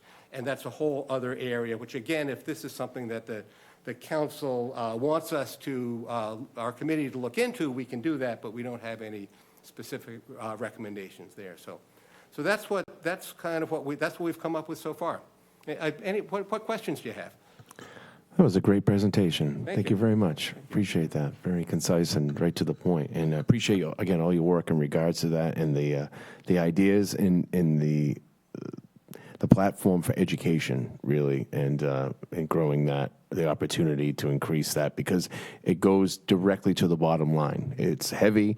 If we can prevent and take more of that compost going into our waste stream, then that will lower the amount of tonnage that we are going to need, and reduce costs over the long haul. So that somehow we can convey that to our public, and you're a big part of that, and in that continuing of doing that. But without further ado, I do want to give my council an opportunity to speak. So anybody, Councilor Clark, please. Thank you very much, President Levesque, and thank you very much, Mr. Solomon, for your presentation. I appreciate the slide that shows a composting facility at the Barnstable County Farm. Is that a concept, or is it underway? Right now, the only composting that's going on the Cape that I'm aware of, there may be some others, is at Watts Family Farm over in Forestdale. They're actually taking the food waste from our transfer station. We don't have a large facility on the Cape where you can bring food waste to be composted. So right now, if we have larger amounts, we'd need to ship it off Cape, which again increases the cost, so that's something we'd like to develop. I'm not sure where the picture that's on the slide came from, but I'm not aware of a large scale facility that's currently composting on the Cape. Anybody else on this side? Any comments? Anybody else? Councilor Starr, of course, who's the liaison to the Thank you, Mr. Solomon. So you have worked with the town in developing rack cards, cards. Yes, yeah, we have some here. Maybe we can pass these around. This was actually, I didn't do the communications department was a big help in doing it. There's really some very talented folks there, and if we could, it'd be great to get some of them working on getting this message out. Okay.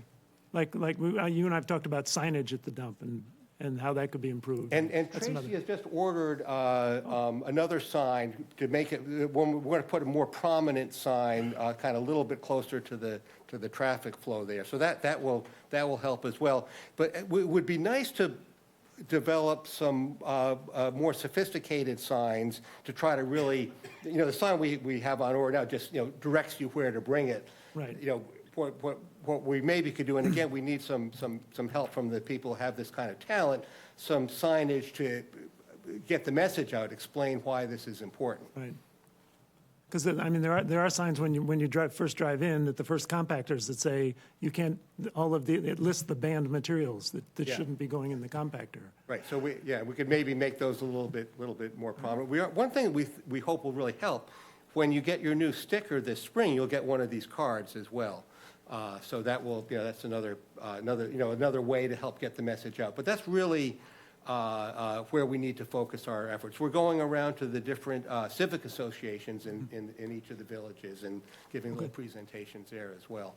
Okay, well, thank you for all your efforts. Appreciate it. Good. Thank you, Councilor Starr. Councilor Rep Cossetti, please. Thank you, John. Good to see you, and I appreciate your enthusiasm for this. So Watts will take 600 pounds a week? They are taking that now, yeah. So what's their capacity? So all of a sudden, if you get 1,000 pounds, are they going to be able to handle it, or what's their limit? I don't know what their limit is, but I do think that we will run up against that at some point, and we will need to find other places to do it. I mean, there is, I think there are a number of places off Cape that we could take it. But it would be better if we could develop our own facility here on the Cape. Yeah, so that people could use the compost or avail themselves of it. Yeah, great. Thank you. I appreciate that. And our Director of Communications is right there, Lynn Poyon. And if anybody can get something out on social media, she can. Yeah, well, maybe we can touch base later, yeah. Thank you, Councilor Rep Cossetti. Vice President Cullen, please. Hi, thank you for the presentation. Just a thought that, restaurants far and away, especially in the summertime, obviously have more food waste than anyone. And so maybe going through the Chamber of Commerce or something like that and having that sort of portal into what their world looks like and what their costs are and going to pick it up. Maybe that's a grant you could get, I don't know. But just restaurants are always looking to improve the bottom line, that's for sure, ounce by ounce, no matter what it is, food, booze, trash.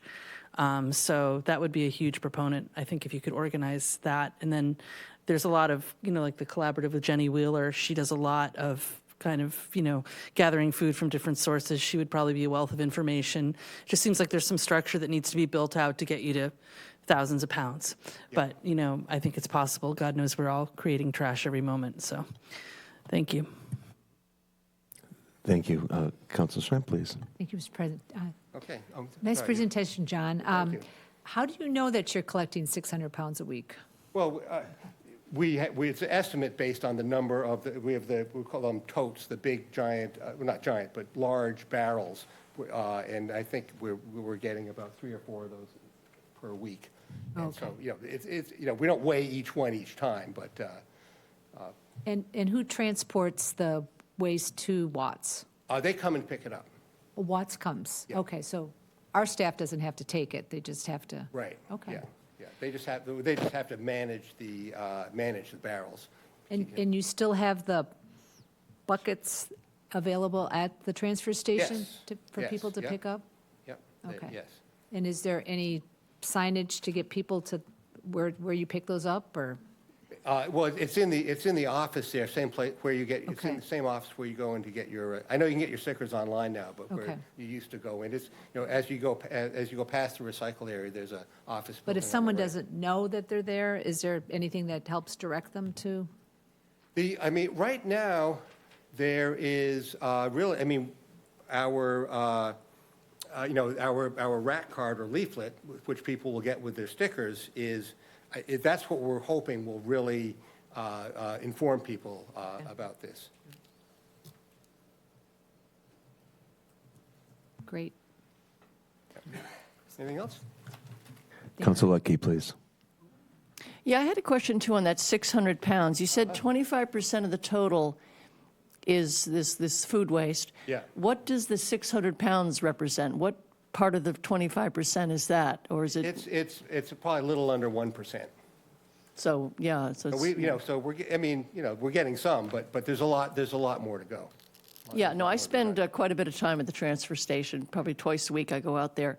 But it's amazing, for those who don't use it, if they just use the pickup service, what you can recycle there, and the system they have is absolutely amazing. And I know where your food, it's right at the very end. Yeah.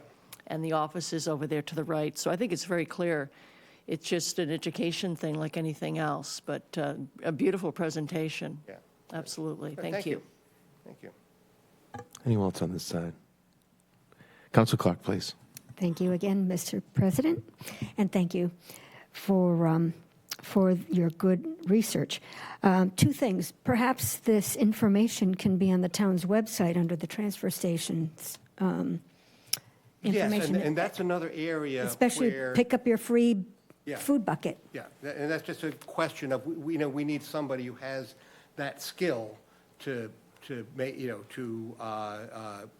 make, make a nice presentation on the website that draws your. Because I didn't know there was there was such a thing as a free bucket. Although I do compost and I use the earth machine, so I'm going to make a pitch again to DPW to see if we can have an availability for people to purchase these earth machines so they can compost at home. It'll save the transportation, and you can use your own compost, and you know what's in there.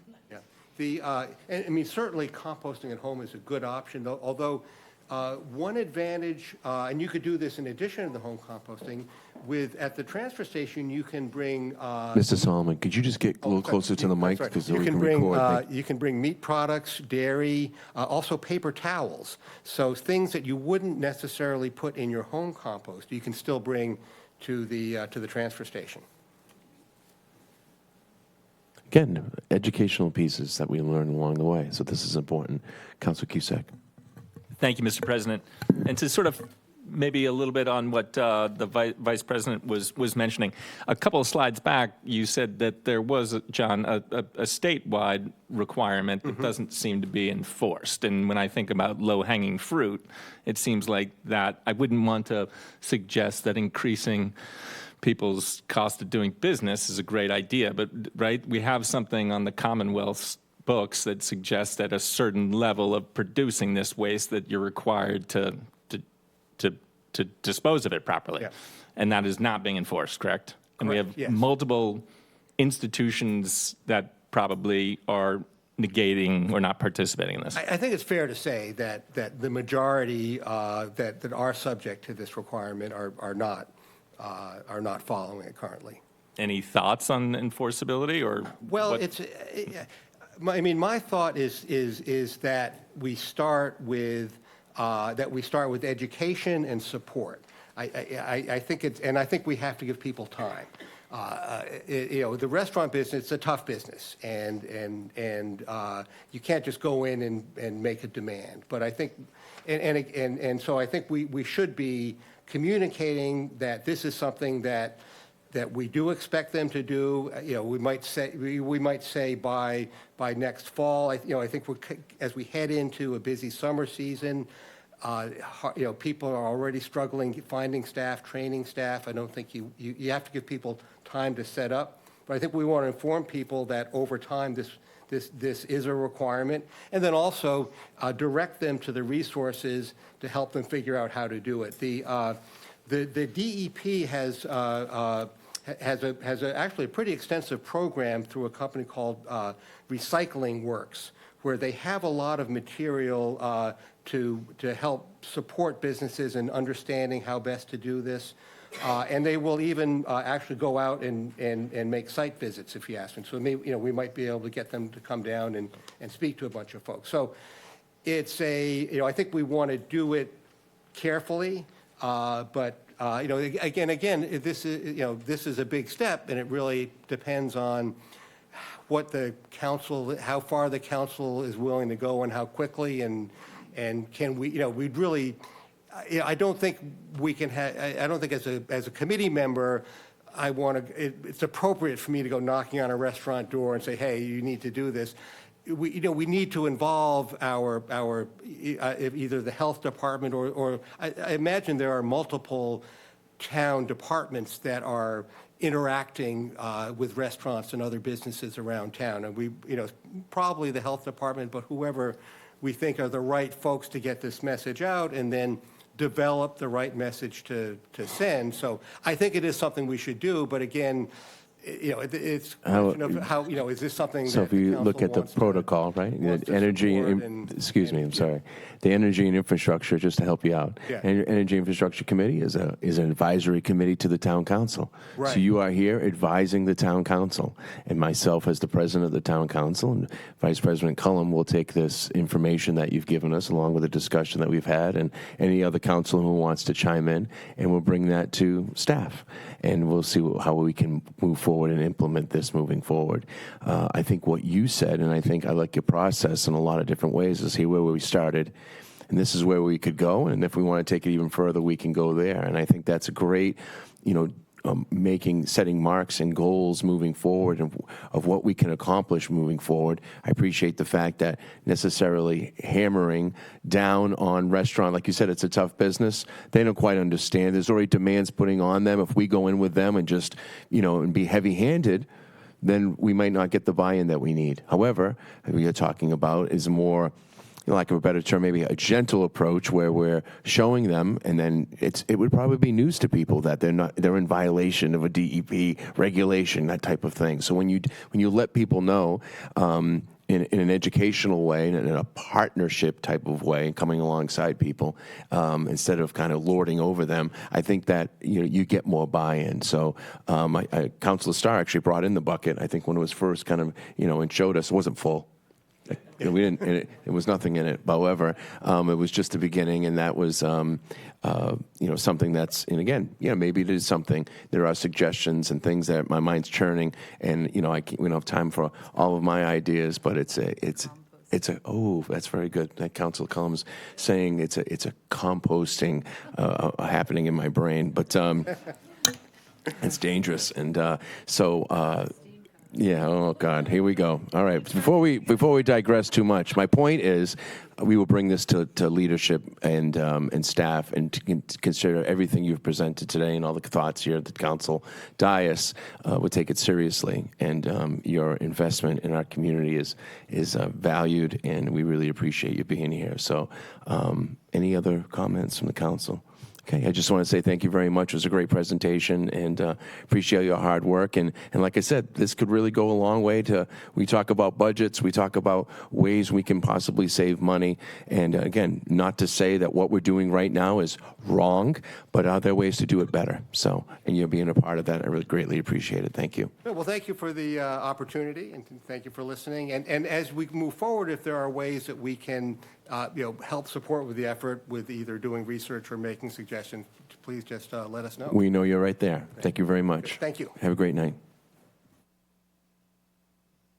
All right, it was great. A lot of information to digest, and okay, so at the end of council communications, this is typical that we would take a break. So let's take a 5-minute break, and we'll come back and start the orders of the day, please. Thank you.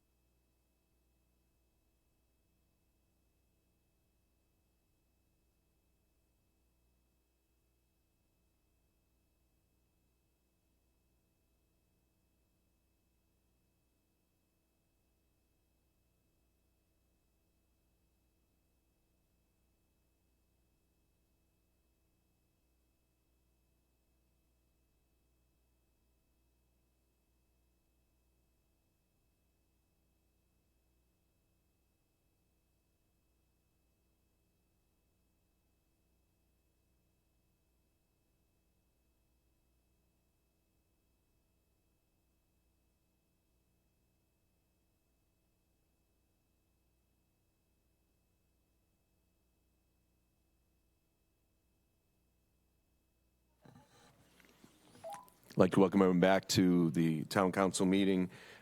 This is April 6th still, and 2023. And I am going to take an item out of order, and I'm going to take item number 2023-149 from new business and do this first and foremost. And Councilor Rapcossetti, if you can help me out, read the item into the record, please. Thank you, Mr. President. This is new business may be acted upon by majority vote. Item 2023-149. Resolve accepting a bequest in the amount of $1.929.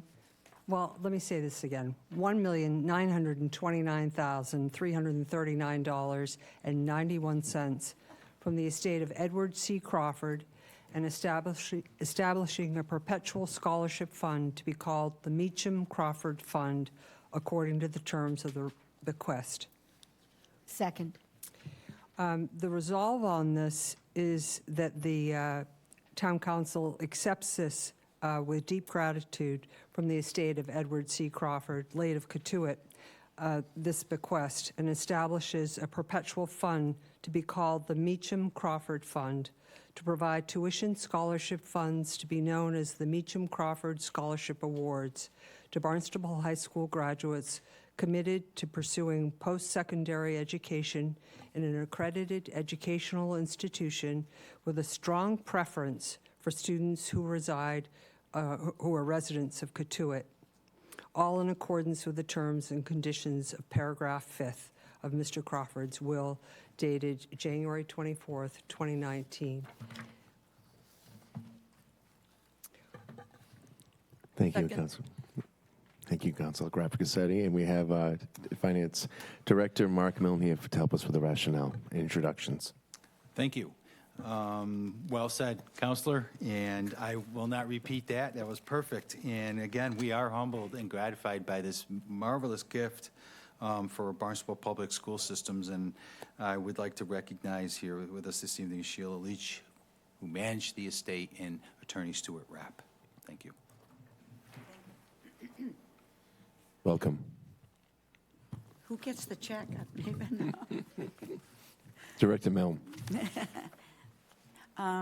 This is something that Ned and his family thought about a lot. And there were times in his life and their lives where the unemployment, a lot of problems and issues. So having money to go to school was not always the easiest thing for the Crawford family. So he, along with his mother, decided that they would do some sort of a fund and have something for kids who needed to go to college but really were in need of money. And he also prefers that this would be something that is not like cut up in little pieces. If a kid needs a solid amount of money, then it should probably come from, maybe it could come from this fund. He's very partial to a little treasure called Cotuit, which is where he was born and raised, and he's partial to have the student would come from Cotuit, but it's all right if they don't, as long as they're a Barnstable High School graduate, which he was. So I am very proud to give you this wonderful award from Ned and his family. Thank you.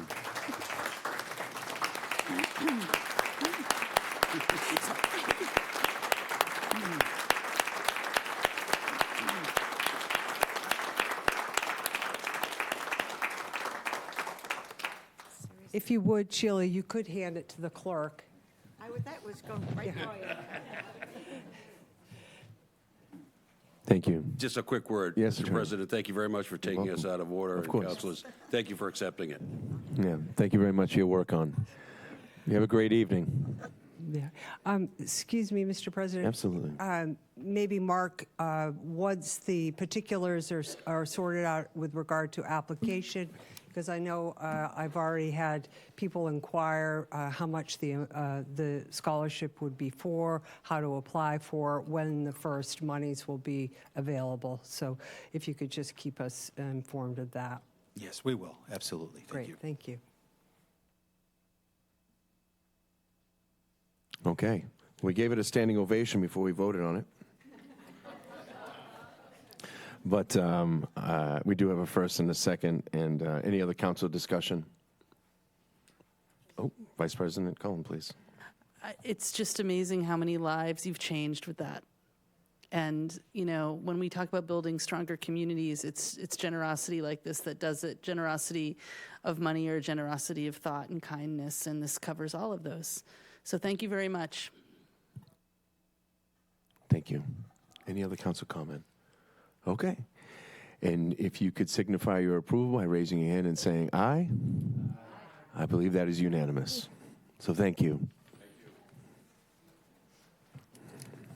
That was easy. Now it gets more difficult. Right now, actually, first two items on the old business agenda. Tonight, Attorney McLaughlin, who was handling this, is not present with us. He would be here to answer the questions normally. So tonight, I would ask for someone to make a motion to open and continue item 2023-132 and 2023-133 as written to individual public hearings to be held on each item on April 27th, 2023. So moved. So moved. Second. We have a first and a second. And any discussion? Not seeing anything, if you could please show your approval by raising your hand and by saying aye. Aye. I believe that's unanimous. Thank you. Okay. Moving on to the next item of business. Councilor Starr, please, if you could, item number 2023-141.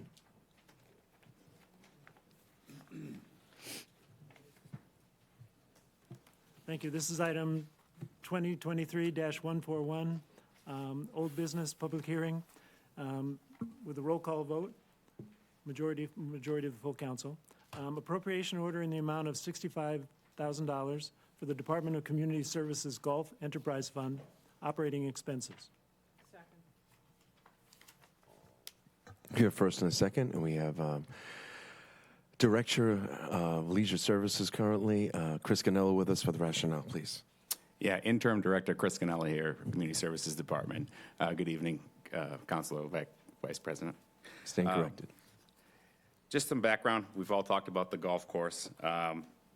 Because of the events on February 3rd, a pipe burst in Hyannis Golf Course, resulting in substantial water damage to the building. Due to that damage and the loss at the golf course, an insurance claim has been submitted, and the deductible is $25,000, which has become payable. And we kind of paired that up with some other requests, which is the $40,000 in additional funds to cover the higher than anticipated credit card processing fees for the current fiscal year. These elevated costs are a result of increased credit card usage and increased activity throughout the golf division that we've experienced. So it's a growth not only in more people using credit cards, but more revenue that has been created. The analysis, the current operating budget cannot accommodate the unexpected $25,000 insurance deductible, and would require us to use those funds out of operating budget items. The golf division has experienced increased revenues and credit card usage, again, 33% increase, 60% to 80% of user fees in the last 5 years, roughly $3.2 million of credit card in FY23 for the golf course. So it's a substantial amount of money. The Golf Enterprise Fund reserve balance was just recently certified at over $2.3 million. Approval of utilizing our reserve funds to cover these expenses will allow golf course operations to avoid cutting other unrelated operating lines that are crucial in continuing the conditioning of the golf course. We did put in a decision package for FY24 for $40,000 to cover those anticipated costs moving forward. It's about $90,000, I believe, for FY24. I have any questions? Very good, thank you. This is a public hearing. Do we have anybody here in the room for public comment? And/or do we have anybody here that would like to participate remotely? No one online, thank you. Okay, thank you. Anybody in the room? Okay, not seeing any, would close the public hearing and open up for council discussion. Councilor Cusack, please. Thank you, Mr. President. Just a quick question, Director Ganella. Just if you could characterize the present operations at the Hyannis facility for folks who might be listening at home, what they can and can't do there presently. Yeah, the clubhouse is closed. We have a temporary office space adjacent to the clubhouse, a 12 by 60 trailer. We're running our pro shop out of there. Golf, the Chelsea tee times are available as they would normally be. Driving range is open. Every operation is normal on the golf course, and it's strictly the food and beverage, I think, that would be limiting at this point in time. Great, thank you. Great question. Anybody else on this side? Questions for Councilor Schnapp, please? Thank you, Mr. President, and thank you, Mr. Canella. What is the impact on the vendor for the food and beverage? Is there any insurance or any impact or liability to us for that, or do they have any insurance for loss of business? They would have their own insurance for their own loss of business. We're strictly with the building and our operation, or the town's operation. All right, thank you. Thank you. Thank you. Councilor Neary, please. Thank you, Mr. Cano, and thank you, Mr. President. I'm curious, can you purchase yearly or annual memberships with a credit card? You can now, yes. So I know I do a lot of business through the Inspectional Services Office, and I'm just curious if maybe going forward, it automatically tax on the merchant fee. So food for thought. Just a way to pick up some of that. Thank you for your suggestion. Councilor Key, please. Yeah, I was going to say just the opposite of what Paul just said. I think it's very grand of you to be doing this, to pick up those fees. I would certainly pay my real estate taxes with a credit card if I could, but I'm not going to do it because I got to pay that extra fee. So I think it's good that you've done this and not just passed it on to the golfers. Thank you. Councilor Starr, please. Just a comment. I think this is sort of an eye-opener for small businesses. Just the impact of everybody using credit cards adds a whole nother layer that they have to deal with. So, thank you. Thank you, Councilor Starr. Good point. Anybody else? On the side? Okay. Thank you very much for the rationale, and thank you for your pivoting to make that happen in your interim role. Wasn't something that I'm sure you were expecting to have to tackle. So appreciate and thank the staff for us and Jesse and all those involved to keep it making happen. I saw the parking lot was full, so things are happening over there. So it was good to see. That being said, if not seeing any discussion, I would say Town Clerk Ankwork for the roll call vote, please. Councilors Atzelis, Yes. Clark, Yes. Cullum, Yes. Cusack, Yes. Rapcrassetti, Yes. Levesque, Yes. Ludke, Yes. Mendes, Yes. Neary, Yes. Schnapp, Yes. Shaughnessy, Yes. Starr, Yes. Steinhilber. Yes. It passes unanimously. Thank you. Next item of old business, Councilor Clark, please, if you could help item number 2023-142. Certainly, President Levesque. This is old business requiring a public hearing and a roll call vote of the majority full council. Item number 2023-142, appropriation and transfer order in the amount of $195,000 from the Community Preservation Open Space Recreation Funds for the completion of the Cape Cod Rail Trail Phase 3 engineering services. We have first and a second, and we have CPC Chair Lindsay Council with us for the rationale. Welcome. Thank you, Council President Levesque. For the background, at the January 23rd, 2023 Community Preservation Committee meeting, the 8 committee members present voted unanimously to recommend to the Town Council, through the Town Manager, the Department of Public Works request as presented for $195,000 in community preservation, open space, and recreation funds to complete the required remaining Phase 3 design, permitting, bid phase, and construction engineering tasks for the 100% design phase that is in progress. This project is on the state's Transportation Improvement Projects, the TIP list, for construction in 2024 to 2026. And it is critical for the town to fund the remaining scope of services as soon as possible to keep the project on track. Matching funds in the amount of $12,259,819 have been committed by Mass DOT for construction of Phase 3 in Barnstable and Yarmouth. Once constructed, Phase 3 of the Cape Cod Rail Trail will extend to the west approximately 4 miles from Old Townhouse Road in Yarmouth to Mary Dunn Road in Barnstable. And we have Paul Graves with us here from DPW to do the presentation.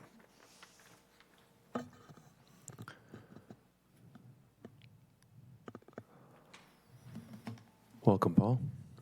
Thank you, Mr. President, members of the council. Thank you, Mr. Council. My name is Paul Graves. I'm an engineer. Oh, is it on? My name is Paul Graves. I'm an engineer, senior project manager with the Department of Public Works.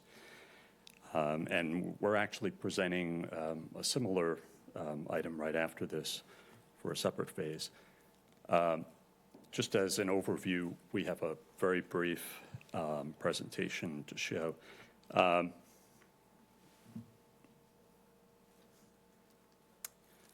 So that map there illustrates the route that Mr. Council just mentioned. Part of the project is in the town of Yarmouth. Part of the project is in the town of Barnstable. Barnstable's portion is entirely within the Hyannis Ponds Wildlife Management Area.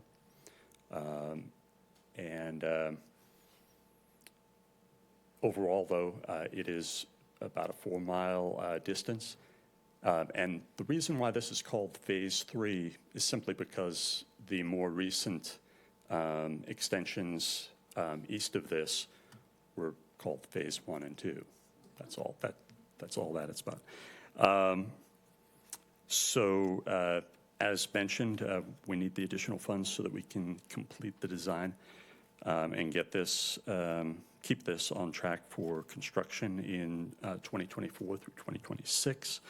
I would point out, in case there's any question about the two-town aspect of this phase, the costs are split 70-30, 70% for Yarmouth and 30% in Barnstable. Much of that disparity is based on the fact that there's a very expensive bridge over Willow Street that's in the Yarmouth portion. And again, we do have Mass DOT funds committed, and the project obviously has been approved by the Community Preservation Committee. It meets a number of their objectives. I'll stand for questions at your pleasure, please. Thank you. Does anybody have any? Oh, actually, this is a public hearing, and I just want to make sure that there's nobody in the room that would like to speak on this item. And anybody want to participate remotely? There is no one on Zoom for this item. Thank you very much. We would close the public hearing on this item and open up for council discussion. Anybody? Questions? Council Starr. Thank you, Mr. Graves. So the $195,000, is Yarmouth also, at the same time we're doing this, they're approving their design portion? I'm not sure. I haven't discussed that with them expressly, but yes, they have their own. The towns are required to cover design and permitting for this, and then of course that pays off when we receive the Mass DOT funds for construction. And we have permission to go through the state land? We do. We do, okay. Yes. Help me out. So Phase 3, engineering, permitting, how much have we already put in for that? This isn't the first time you've asked for money for this, right? It is not the first time. Most of the funds have been through community preservation. We did receive a sizable Mass Trails grant a couple of years ago that took care of some of it. I would have to get back to you on the total cost spent for design and permitting. Okay. So the matching funds from the DOT for $12 million, do we have to match those 1-to-1, or how does that work for the final construction? We don't have to match those. I think it was expressed as matching funds. Yeah, okay. Our design and permitting funds would be maybe on the order of 10% to 20% of the construction cost. So we don't have to match any more for the construction funds. I think it was just expressed that way in terms of identifying that the town gets an overall benefit from. We get leverage we leverage our design and permitting funds to get the greater To get the construction costs? funds. Okay. Oh, good. So any idea when this, so the construction will be sometime between 2024 and 2026. How is this going to connect to the rest of town?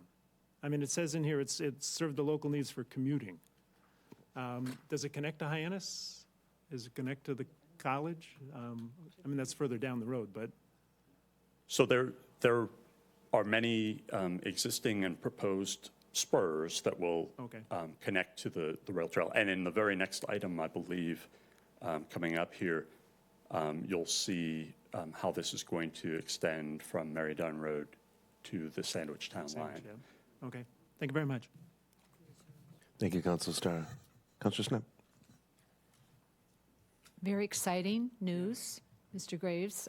Since I've rode every part of it that has been created so far. So could you give me a little bit of sense of where that starting point is? Is that off the state? Is it the green and the red? Yes, so the portion in Yarmouth is a little more complex. The green illustrates an existing trail that will be widened to meet the standards of the Cape Cod Rail Trail. It's to be 12 feet wide with a minimum of 3-foot shoulders either side. And then the red is where it's being, a trail is being created where there is not one now. And the two spots that are designated as parking, could you tell us where those are? Yes. I'm not sure I can pinpoint the one in Yarmouth other than where you see it on the map, but certainly the one in Barnstable, you'll see it's on Mary Dunn Road, just south of Independence, but it will be on the opposite side from Independence. That's basically where, if you go to the Hyannis Ponds Wildlife Management Area now, there's a gravel drive there. It's just nearby Israel Pond. So will the funds from the state include paving the parking areas for this trail? They will cover everything other than what's called non-participating items. So I believe we have a very small amount of some items that may or may not be covered, particularly water mains. Some of the water main work will be covered because it's required in order to create the shared use path, but some of it may be viewed by Mass DOT as extra, but they will do it in their project, and the town would benefit from, reduced costs by having it lumped in with a larger project. Okay. Thank you. Thank you, Councilor Schnapp. Any other comments in regards to this item? As you mentioned, there's a number of other items that are kind of related. So, okay, not seeing any. Thank you for that, and don't go too far. And with that, first and second, and no more council discussion, I believe it would be time for a roll call majority vote, please. Councilors Clark. Yes. Cullum. Yes. Cusack. Yes. Rapcorsetti. Yes. Levesque. Yes. Ludke. Yes. Mendes. Yes. Neary. Yes. Schnapp. Yes. Shaughnessy. Yes. Starr. Yes. Steinhilber. Yes. Atzelis. Yes. That's unanimous. Thank you. Councilor Schnapp, if you could, please. The next item, item number 2023-143. Thank you, Mr. President. This is an item of old business requiring a public hearing, a roll call, and a majority of the full council. Item number 2023-143, appropriation and transfer order in the amount of $300,000 in community preservation open space recreation funds for the purpose of funding Cape Cod Rail Trail Phase 4, pre-25% design services, as written. Second. First and a second. Welcome back, Mr. Council, for the rationale, please. Thank you, Council President Levesque. Lindsay Council, Chairman of the Community Preservation Committee. Just to answer one of the questions from the previous discussion, the CPC has funded $295,515 in previous design services, and we also required the land that we had to mitigate for the bikeway, which was 14 acres. We spent $725,000 for 0 Independence Drive. So we've spent just under $1 million for this project prior to tonight. At the January 23rd, 2023 Community Preservation Committee meeting, the 8 committee members present voted unanimously by roll call vote to recommend to the Town Council, through the Town Manager, the Department of Public Works request as presented for $300,000 in Community Preservation Act Open Space and Recreation funds for pre-25% design services for Phase 4 of the Cape Cod Rail Trail project. This funding request represents a portion of the $800,000 needed to complete the pre-25% design services for Phase 4, which when completed will be submitted to Mass DOT with a request for a commitment of state transportation project funds, the TIP funds again, for future consideration. Matching funds will be provided by the award of a $500,000 Mass Trails grant. Once constructed, this Phase 4 will extend the Cape Cod Rail Trail westerly approximately 10 miles from Mary Dunn Road, Barnstable, to the Barnstable-Sandwich town line. And in reviewing my notes for the amount of design, it's been just about 20 years since we started Phase 3. I was told by the old folks in bikeways back when we started that it takes about 20 years to get one of these sections done, so we're beginning Phase 4. We hope we can speed it up because we don't have the property issues there and land takings and all of that, so not takings, but easements. So anyway, Mr. Graves is here. Can you answer any questions? Welcome back, Mr. Graves. Thank you, Mr. President. You're welcome. And Council. And thank you, Mr. Council. Again, I'm Paul Graves, an engineer, senior project manager with the Department of Public Works. And I'm here to tell you a little bit more about the Phase 4 project and the funding needed. So we, just a little bit more background on the funding request. In the last cycle, we did request, there was a rare opportunity to request 2 Mass Trails grants. And so we requested one for a maximum of $300,000 and one for a maximum of $500,000, which would have met the $800,000 needed, but we were only granted the $500,000 one. I say only, that's still a rather generous grant. And so we have started work on Phase 4. I should put that map up here. It's a little bit more dramatic, in my opinion, than the other map because it gets us all the way. No, oh, I'm sorry, it's not that one.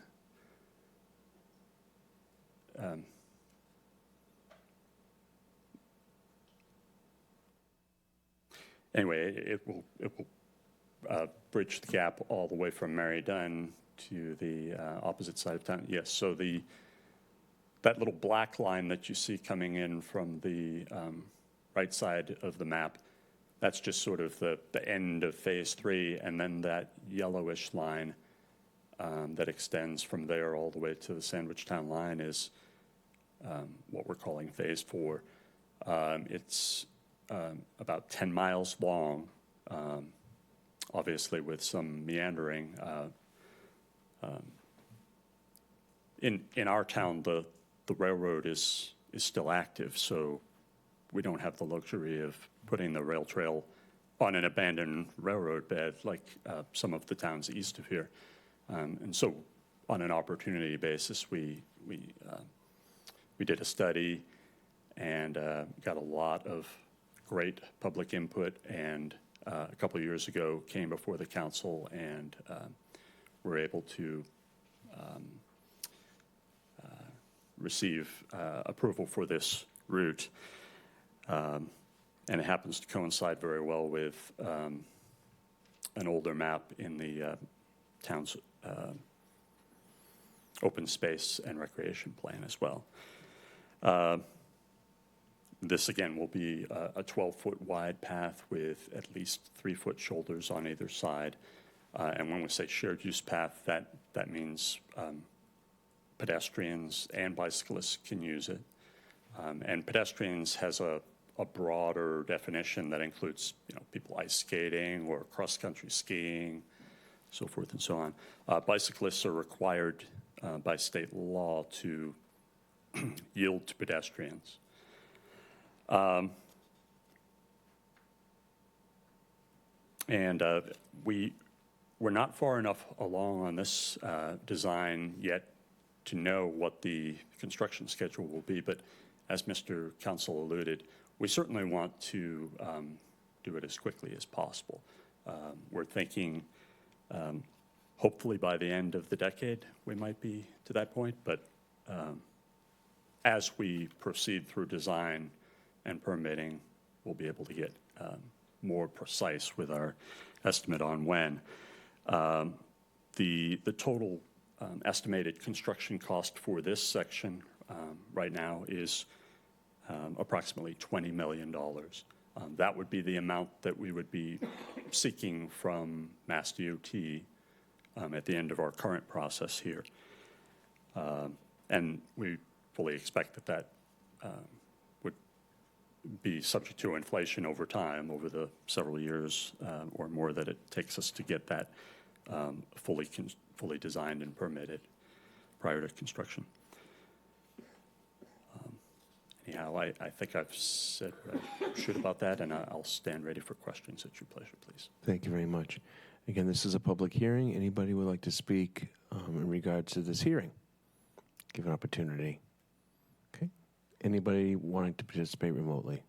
There is no one on Zoom for this item. Would close the public hearing on that and open it up to the council for questions. Any question? Council Starr, please. So my question, this is 25% design. Do you go next for 70% design and then 100%? How does that go? It's something like that, but unfortunately, in the Mass DOT process, there's going to be more steps than that. So this is actually pre-25% design. And so the major aspects that are happening right now, we've already done, our consultants have already done the majority of aerial survey and the majority of on-the-ground survey. And they are in the process of creating the base plan indicating the existing conditions all along there, topography and property lines and trees and utility poles, everything. We expect to receive that later this year. And then the next step for our consultants will be to prepare the very first rough draft of the design. And that will help us see, identify places where we might need easements, for example, or we might need to make some tweaks in the alignment to avoid easements, that sort of thing. But then we will request the tip funds, and we will then, as long as Mass DOT approves it, and we believe they will, they might need us to split this up into some subsections just because that 20 million is a lot more than a typical single project. So we might need to split it into 2 or more. And then we will proceed with the 25% design, and then that gets a rigorous review from Mass DOT. And then once that's all reconciled, then the 75%, after the 25% design, there will be another public hearing, and we'll get all the comments and incorporate what we can there, and then proceed with the 75% and that review, and then the 100% and that review, and then finally the bid documents. So the 300,000 you're asking for now is for work that hasn't been done yet? Is that? So, right. So because we've already appropriated money to do the aerial mapping and the. We haven't spent money that we don't have. That 500,000 grant that we got didn't allow us to do all the work in this scope. So we only released 500,000 worth of work out of the 800,000 that we need at this point. As if we're awarded this additional 300,000, then we would amend our consultant's contract to include the rest of the work. But we made sure that the work that they needed to do very first was the surveying anyway. That's the very first thing that needed to happen. And that could be done for less than the 500,000. So I just have one suggestion, is maybe, there's a way you can do the western section first. It would be easier. It follows the service road. It doesn't involve a bridge. It might be easy to cut that off, and that would open up 4 or 5 miles of bike trail for and connect to Sandwich, which is, I think, pretty much finished theirs. Anybody know that? They're ahead of us a little bit, I think. They're in the process of clearing the road shoulders okay. for it, yes. So if we could connect to their end of the world, it would be nicer, I think, you know. Thank you. Understood. Thank you. Anybody else? Councilor Luckey, please. I just had one thing. You're probably fully aware of it, that exactly where you're crossing 132 and going beside the Mid-Cape, it looks like on the Fire Road, that's exactly where the Park City Wind is going to put their major substation. Just deconflicting construction, because that could be quite a headache to have all of that happening at once. Thank you for mentioning that. We did observe that was happening because we're involved in coordinating some of the wind energy work. And so we expressly worked with them to make sure that there would be enough frontage for the rail trail to go by in that location. So, but thank you, that's very important. Thank you, Mr. Graves. Any other questions? Okay. Not seeing any. We'll close discussion. Go to roll call. Majority vote, please. Councilors Cullum, Yes. Cusack, Yes. Rep Grissetti. Yes. Levesque, Yes. Ludke, Yes. Mendes, Yes. Neary, Yes. Schnapp, Yes. Shaughnessy, Yes. Starr, Yes. Steinhilber, Yes. Atzelis. Yes. Clark. Yes. That is unanimous. Thank you. And now it is time for Councilor Starr, please, if you could, please, item number 2023-144. Yep, I can get there. Sure. Got it. Thank you, President Levesque. This is item 2023-144, old business. It's a public hearing, be decided by majority of the full council. Appropriation and transfer order in the amount of $300,000 from the Community Preservation Funds for the restoration and preservation of the Unitarian Church of Barnstable, 3330 Main Street, Barnstable, Mass. Second. First and a second. Welcome back. Thank you. 3 for 3. 3 for 3. At the January 23rd, 2023 Community Preservation Committee meeting, the 6 members present voted unanimously to recommend to the Town Council, to the Town Manager, the Unitarian Church of Barnstable's request as presented for $261,000 in community preservation historic funds and $39,000 in community preservation undesignated funds for the restoration and preservation of the church tower, pavilion, and nave.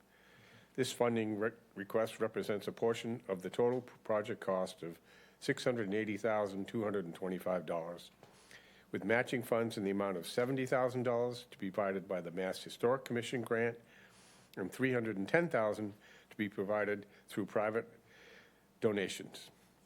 Deterioration to the church tower and dome roof has led to active water infiltrating, causing rot and damage to the structural framing and exterior architectural woodwork. The building has the benefit of a detailed architectural assessment report and an existing preservation restriction to the town of Barnstable. Restoration work will include replacement of the deteriorated copper dome, structural reinforcements to the tower framing, replacement of deteriorated architectural woodwork throughout, reflashing and weatherproofing the exterior envelope, restoration of the 3 clocks and weather vane, and repainting, replacing of missing urn finials. And I believe the group has someone from Spencer Preservation Group to do the project. Thank you. Thank you, Lindsay. Good evening. I chair community preservation in my town, and I have to say I am impressed by this whole presentation and by what I've heard this evening from the deliberations of this group. I'm Lynn Spencer. I'm principal for historic preservation at Spencer Preservation Group. We were the firm that was selected by the Unitarian Church to join them in the adventure that we're on now. So let me just ask, no, help me. I'm here? Okay, good. Which way?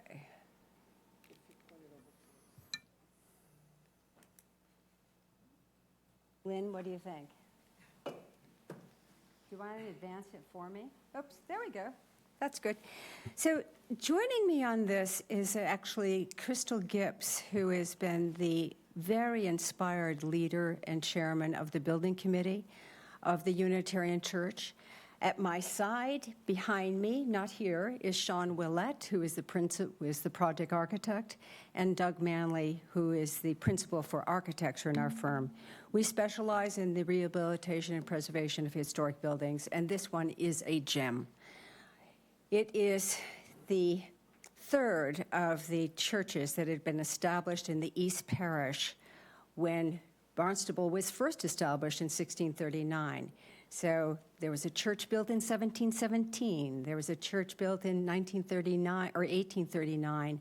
And this one, when the 1839 building burnt, was commissioned by the Unitarian Church by an architect named Guy Lowell, who is a distinguished architect. Visitors to the Museum of Fine Arts will see his fine work in that building.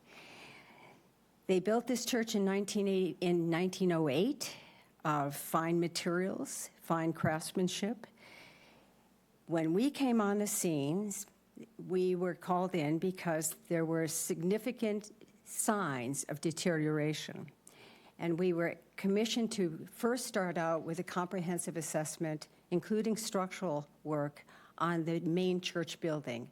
That study then extended to include the 1960 wing and the 1979 wing, as well as the old schoolhouse, because the Unitarian Church's Standing Committee wanted to understand the whole picture and present it coherently. There was a deep intake of breath when our team assessed nearly $1 million worth of work. And so the question was, well, how do we tackle this? The church decided to undertake a threefold approach: a capital campaign within their own community, at the same time reaching out for grants. And they secured, as you had heard earlier, a $50,000 matching grant from the Massachusetts Preservation Commission. And we are before you tonight to talk about the $300,000 request from Community Preservation. A little bit about the history and significance of this building. It is on the National Register as part of a National Register district, a multiple resource district. It is also part of the Kings Highway Historic District, and it's part of a local historic district with the Cobbs Hill Cobbs Hill Local Historic District. We were very fortunate to be able to receive the original drawings, which is a rare thing when you're working with historic buildings. And so they were the basis of how we started our assessment. We were looking at this building top to bottom. And from top to bottom, we saw a number of deficiencies. Some of it are related to, quite honestly, pushed off, or what might be politely called deferred maintenance. Some of it related to design, the inherent design elements of the building itself. All in all, there was something on each surface that required some attention, including at the very top. And in fact, you always start with a building like this with the very top. What are we talking about? Keeping the water out, keeping the heat in. And so we had a lift survey that enabled us to get to the weather vane and the cupola roof, and there we saw defects. That was the original copper roof from 1908. It had served very well, but it was at the end of its service life. And you see related to it some of the effects of weathering and so on that have affected woodwork. Complex flashing details and so on. Inside, some of the water entering the building had caused some structural defects. We were joined on our study by Coastal Engineering based in Orleans, Massachusetts, and we looked thoroughly at all elements of not only the cupola, but the main framing of the roof, the roof framing as well as the first floor framing. So what did this come to? A series of recommendations for prioritized repairs. And we kind of use the stoplight language, red light, do something right away. Green light, a little bit longer. We were mindful of the durability of some of the materials, and we were also mindful of dealing with that weatherization issue. So our recommendations came in the form of not only sort of identified, illustrated portions of the report, but actually outlined plans and specifications, which then led to a full set of bid-worthy plans and specifications. So let's just sort of summarize what are we talking about with this project. You've heard a little bit about it, but let me sort of move through it, I hope. So we start at the very top with the weather vane itself. We then move on to the copper dome. We had a lot of discussion with the committee about the copper dome. Was there an alternative material that we could possibly consider? And in fact, that was a toughie. As a National Register resource, a local historic resource, we live by the Secretary of the Interior standards. So we wanted to replace in kind, and we wanted a material that actually would endure. And we could see that we had already had more than 100 years out of a copper roof. A well-designed, well-constructed copper roof will last another 100 years. And we are also looking at doing the interior framing reinforcement. We are looking at dealing with the wood window trims and moldings that require repair. We go on to looking at painting the louvers, and we had also suggested replacing missing urns that had gone amiss. More copper flashings, more work on the belfry, more work on exterior woodwork, and finally the gold clock, getting that back in shape. There were missing numerals, hands that were no longer there. And we move on to selective work on siding and so on. So, water shedding. The good news is because of the MPPF grant, we were pressed to move forward with a competitive bidding process to be able to spend at least the matching grant, their $50,000 matching grant, or $100,000 of work by June 30th of this year. So we took this out to a competitive bidding process, and we were quite pleased with the bid results. We had a low bid with Village Green, and we had broken the project into a series of alternates because we were concerned about cost and the ability to fund the project. The Village Green actually is based in East Falmouth and Mashpee and had a distinguished record of work on the Cape Cod. It's a firm that we've worked with in other parts of Massachusetts. They, I think, were highly incentivized on this project, and their bid reflected that incentive. They wanted to work locally, and they wanted to work well. So that's what's going on right now. Construction had started on February 1st. As I said, there was money from the church's efforts for their in-process capital campaign. And we are now looking at a project which has a current obligation of $471,958.80. Don't forget the 80 cents. The total project budget is $680,000 and change. And at this point, we have funding from MPPF, and we have some of the work that the church itself has done through their in-process capital campaign. They are taking this opportunity to actually think about creating an endowment, not only an endowment or cash reserve fund, so that they can maintain the building once it's reached the best place of the best state of preservation. So I appreciate that you've had a long evening. Thank you for listening to this presentation. I am very happy to answer any questions. And I believe that Crystal Gips is online as well to participate by Zoom. Okay, thank you very much.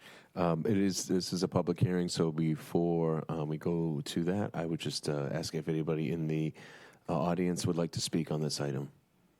Okay, then we would go to anybody who would like to participate remotely. Yes, we do. We have Crystal is available. Crystal, could you unmute? You have 3 minutes. Thank you.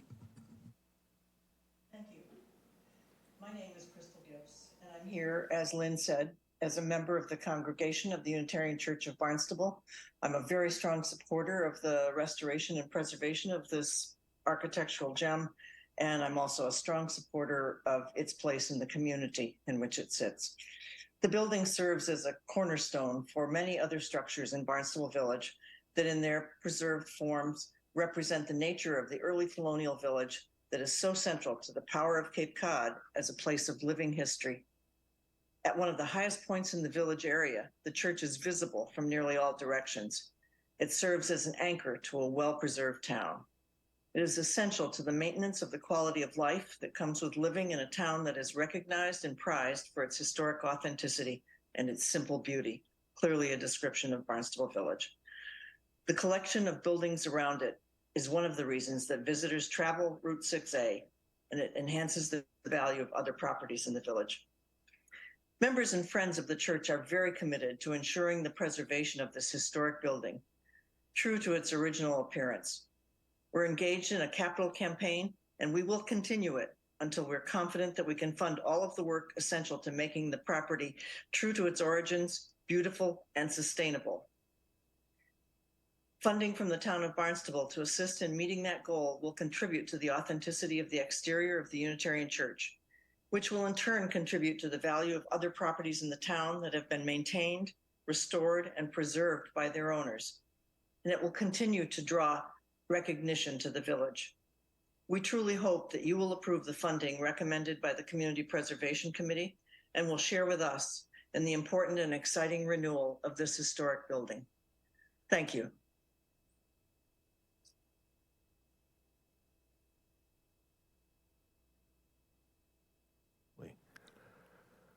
No, there's no one else for this item. Then I would close the public hearing and open it up for council discussion. Any comment from the council? Councilor Gay, please. Yeah, I as simply as what Crystal said, I mean, that was a beautiful presentation. And what I had said at the beginning when Elizabeth Jenkins had provided that beautiful presentation, this is right at the top of the list at the local comprehensive plan, is maintaining the village character. And I think everything that Crystal said spoke exactly to that, and certainly your beautiful presentation. It's the reason why it has historical significance, and it is a contributing property. So fantastic. Anybody else? Councilor Schnapp? Thank you, Mr. President. Thank you for the presentation. I know that this church is not just a place of worship, but definitely a place that the community gathers, and so it is a very important asset. Just wanted to follow up on when the next phase will be started, or what's the anticipated to complete the project as presented? At present, you know, we would like to actually continue to add to the current contract as monies are available. So we think we have an excellent contractor and the ability to actually execute more work. So it will depend really as monies get committed. But I would say that this is going to run into, this particular phase is going to run into August.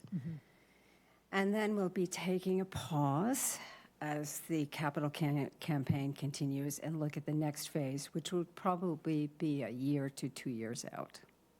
Thank you. Thank you, Councilor Schnapp. Any other questions? Okay, not seeing any. And end of council discussion. Thank you for your presentation. I appreciate that. And we move forward with a roll call majority vote, please. Councilors Cusack, Yes.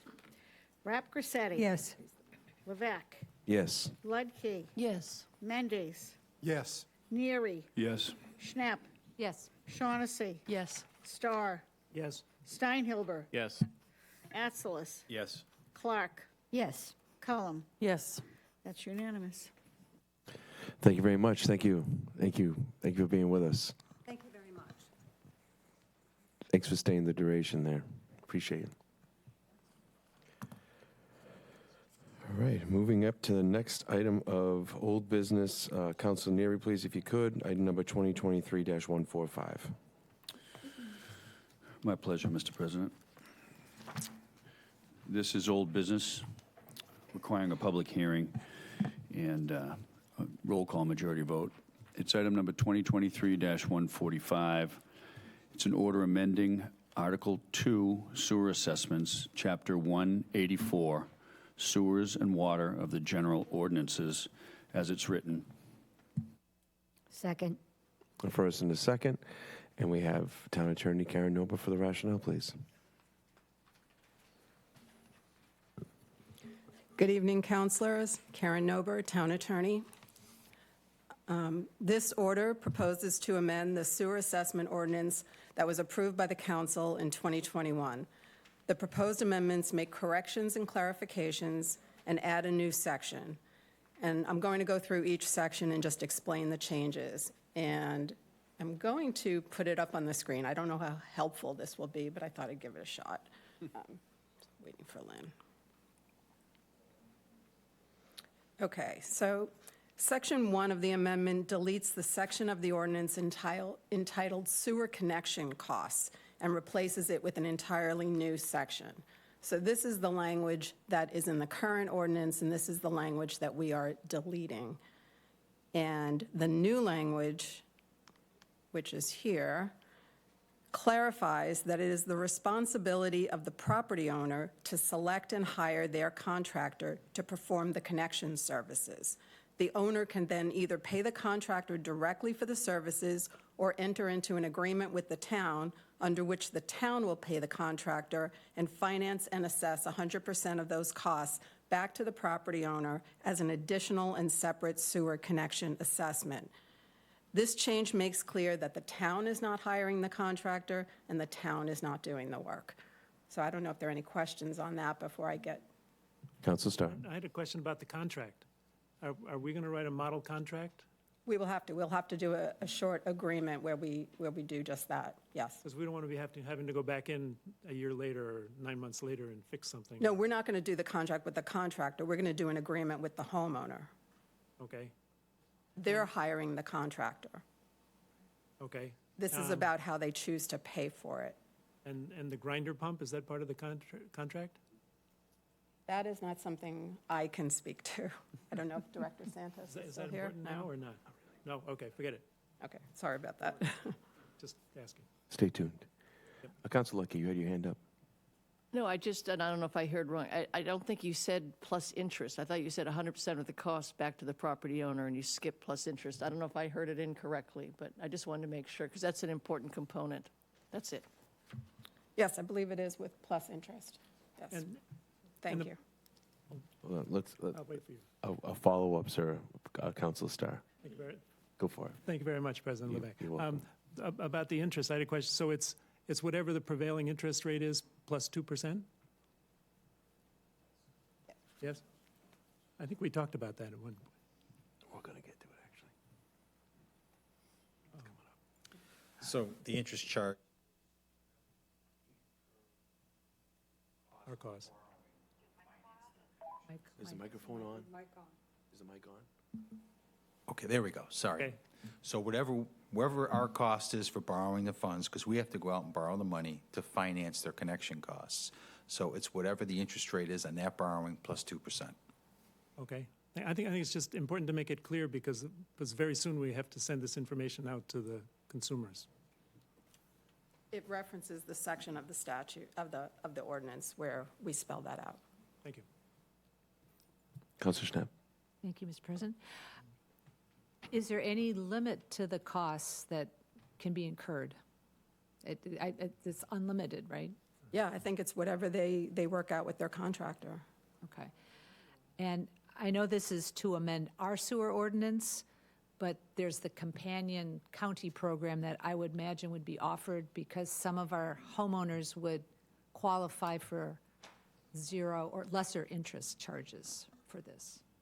So, Yeah, I mean, I think if they want to separately work out something with the county, they can do that. They are hiring the contractor, and then they are deciding if they want to pay for it, figure something else out, or come to us. okay. And again, this is our ordinance, but I would obviously urge that our communication is very clear in terms of, what the various costs are for the homeowner to opt into.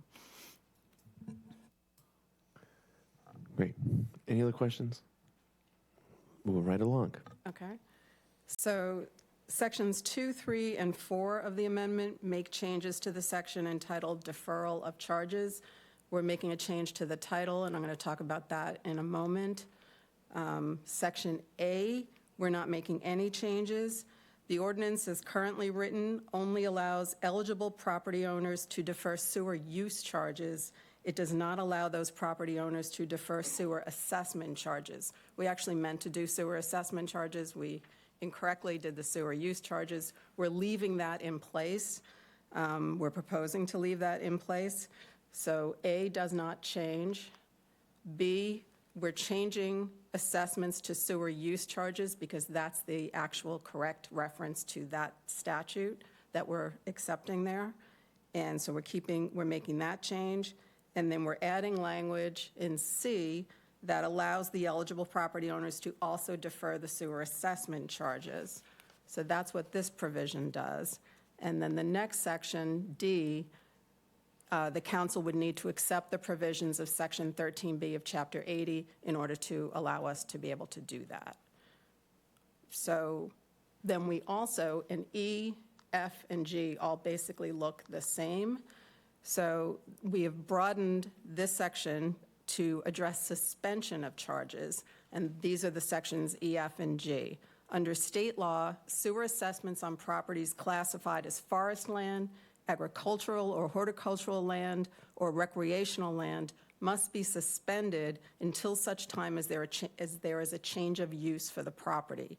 So when there is a change of use of the property, the sewer assessment must be paid, and then interest begins to accrue at that point in time. So those new subsections were added, and the title of this section was changed to add the words "and suspension," so it reads deferral and suspension of charges. So, I don't know, questions on that? Yeah. Councilor Schnapp. Could you remind us who is eligible to have their sewer assessments deferred? Yes, it is seniors who are receiving an exemption from property taxes under Chapter 59. Just seniors, so it's, other low-income households would not be able to defer. It's just seniors defined as what? I would defer to Director Milne, but I believe it's seniors. So turning over is correct. It's only under Chapter 59, you have to be 65 or older. Those younger than that are not eligible to defer their taxes under that chapter. Okay. And if the property is transferred at any time, that deferment would cease? I mean, if it, like there's a... Yeah, if the property is subsequent does transfer and the new owner becomes eligible for that deferral, they could then defer the balance of the taxes and any assessment that's on there. And we already had included this in our ordinance. We're just changing some of the language in it. Yes. Okay, thank you.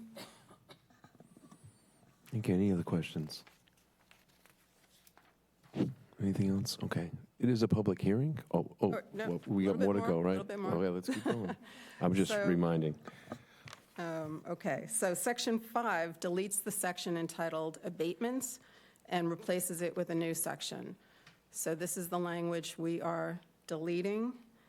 And then the new section, and I think it's petition for abatement, I thought it was A. The new section clarifies that the town manager has 4 months, not 45 days, in which to make a decision on an abatement application, and if at the end of that 4-month period he has not made a decision, the abatement request is deemed denied, and the applicant may file an appeal. And then the next section that we added says that an aggrieved property owner has the option to either file an appeal in Superior Court or file an appeal with the Barnstable County Commissioners. And that's a statutory requirement that we did not have in our original ordinance. So I don't know if there are any questions on that. Councilor Schnapp. It just strikes me as a little awkward that the 3 sentences in a row that you should act on a petition with 4 months, that's one. Then the town manager, if he fails to act, the petition is denied. And then it says the town manager shall give written notice to the petitioner of his decision within 10 days after it has been made, which would actually, if he's not making a decision in 4 months, there would be no decision that was rendered, right? Well, it says he shall act on such petition within 4 months, so when he does act, assuming he does before the 4 months are up. But it says if he fails to act, right, then it's denied. Right. And then the next sentence is he has to render a decision in 10 days after his, I mean, it just is, the placement of those sentences are just a little awkward. We can move it.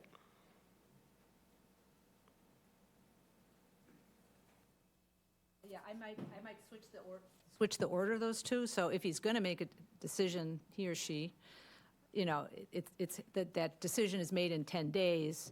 And then the next sentence, if they fail to act, then the petition is denied. Because, yeah, I mean, I can't do it, though. You have to. Yeah, no. But we can certainly move the sentence up after the town manager shall act on such petition within 4 months. Councilor Starr, please. Thank you. My question, this agenda item, is it substantially, in a substantial way different than the one that we approved 2 weeks ago? It looks different. I mean, it's formatted differently, but is it this? Can we treat it as the same? Or do we have to make a motion that it changed? I'm not sure I'm following. The order is the same. This is just showing this is other language. Other language, okay. Yeah, this is not what's in front not of what I'm you on voting the agenda. I mean, it's the same language, but it's not quite set up like this. That's what I thought. Sorry. Any other comment, council? Question at this point? Okay, moving along, please. Okay. And then the last, this is a new section, Section 6 of the amendment. It inserts a new section entitled Municipal Lien, and it accepts the provisions, the town would accept the provisions of Chapter 80, Section 12, which allows the town to defer the recording of the required information for sewer assessments until after the project is completed, assessments are made, and bills issued, so that a lien is placed only on those properties where the assessment was not paid in full within 30 days. So that's what that section does. I don't know if there are questions on that. I don't see any. We can move forward, please. That's it. Okay. This is a public hearing, and I just want to make note that if anybody in the audience would like to speak on this, and if not, is there anybody who would like to participate remotely? There is no public comment for this item. Okay, thank you. And so I would close the public hearing and open it up for more council discussion. Let's see, any more questions? Councilor Clark. Councilor Schnapp, do you want to make an amendment about switching the order of those sentences? Because I think it makes sense. Does that require an amendment to switch the order of those two sentences? I think it does. Okay. So you would make an amendment to amend Section 5 of the proposed, of item 2023-145 to amend, let me see, subsection A, petition for abatement, to switch, to move the sentence, the town manager shall give written notice of his or her decision. After the sentence, the town manager shall act on such petition within 4 months of the date of its filing. I would move that. Second. Is that okay that just happened, or does somebody have to make it actually from the floor? No, Counselor Schnapp just made that motion. Okay, excellent, just making sure. Okay, so we have a motion on the floor. Any council discussion in regards to that? Councilor Neary? Thank you, Mr. President. Just for a little bit of clarification, that last sentence, though, almost implies like the decision has to be made. I'm hoping we can pull it up again. And I'm almost thinking, if I go back here, it may, let's see if we got this here. Right, here it is. Here we go. I think this is it. So the town manager shall give written notice to the petitioner of his or her decision within 10 days after it has been made. I was thinking almost, should the town manager, if the town manager, I just want to make sure that it's clear that he's not being required to make the decision within 10 days. I guess if town manager shall give written notice to the petitioner. Well, I of think his or her that's within if he 10 makes days. the decision. Okay. Yeah. Okay. All right. Thank you. Anything else? You need to vote on the amendment. Yep. Okay, I'm just making sure there's no more discussion. All right. Okay, so we have to, Councilor Shaughnessy. Sorry, President Levesque. That's okay. I would just say, I like the way it's written. I know it doesn't necessarily flow great, but to me, sentence 1 directs they need to act in a certain amount of time. Sentence 2, if they fail to act, here's what happens. And sentence 3 addresses, once they have acted, they have X amount of time to give notice. So to me, sequentially, it's in the right order, but I agree, it doesn't flow great, it seems wonky, but I think it's in the right order, because it's addressing action or inaction, and then notice of decision. So the question I have is, if the town manager doesn't make a decision, is there going to be any written notice? Yeah, within 10 days of the decision. So the non-decision is a decision that requires a notice. Okay, that's fine. Well, that's not a non-decision, that's a failure to act. So I know this is silly, but is the failure to act a decision that requires a written notice to, No. No? No. Okay. That's why. If someone requests an abatement, there's no word coming out of the town manager's office for 4 months. It's deemed denied, and they can go appeal that. But do they even know that the town manager hasn't made a decision? I guess they haven't just put it on their received- they haven't calendar. received a decision. I'm happy with my amendment, so. Second. Is that official, that it's been withdrawn then? Yes, it is. Okay, thank you. All right. Okay, without further ado, if there's any more discussion, roll call majority vote, please. That's okay. The item was, we can rewind. There you go. Counselors, Rapkasetti, Yes, as written. thank you. Levesque, Yes. Ludke, Yes. Mendes, Yes. Neary, Yes. Schnapp, Yes. Shaughnessy, Yes. Starr, Yes. Steinhilber, Yes. Atzelis. Yes. Clark, Yes. Cullum, Yes. Cusack. Yes. That passes. Thank you. Okay, moving on to new business. For the CIP items, I'd like to entertain a motion to refer items 2023-073 through 2023-125, inclusive and as written, to individual public hearings to be held on each item on April 27, 2023. So moved. Second. We have first and a second, and referring to a public hearing. And please signify your approval by raising your hand and saying aye. Aye. Aye. I believe that's unanimous. Okay. Now we need to fast forward through our books.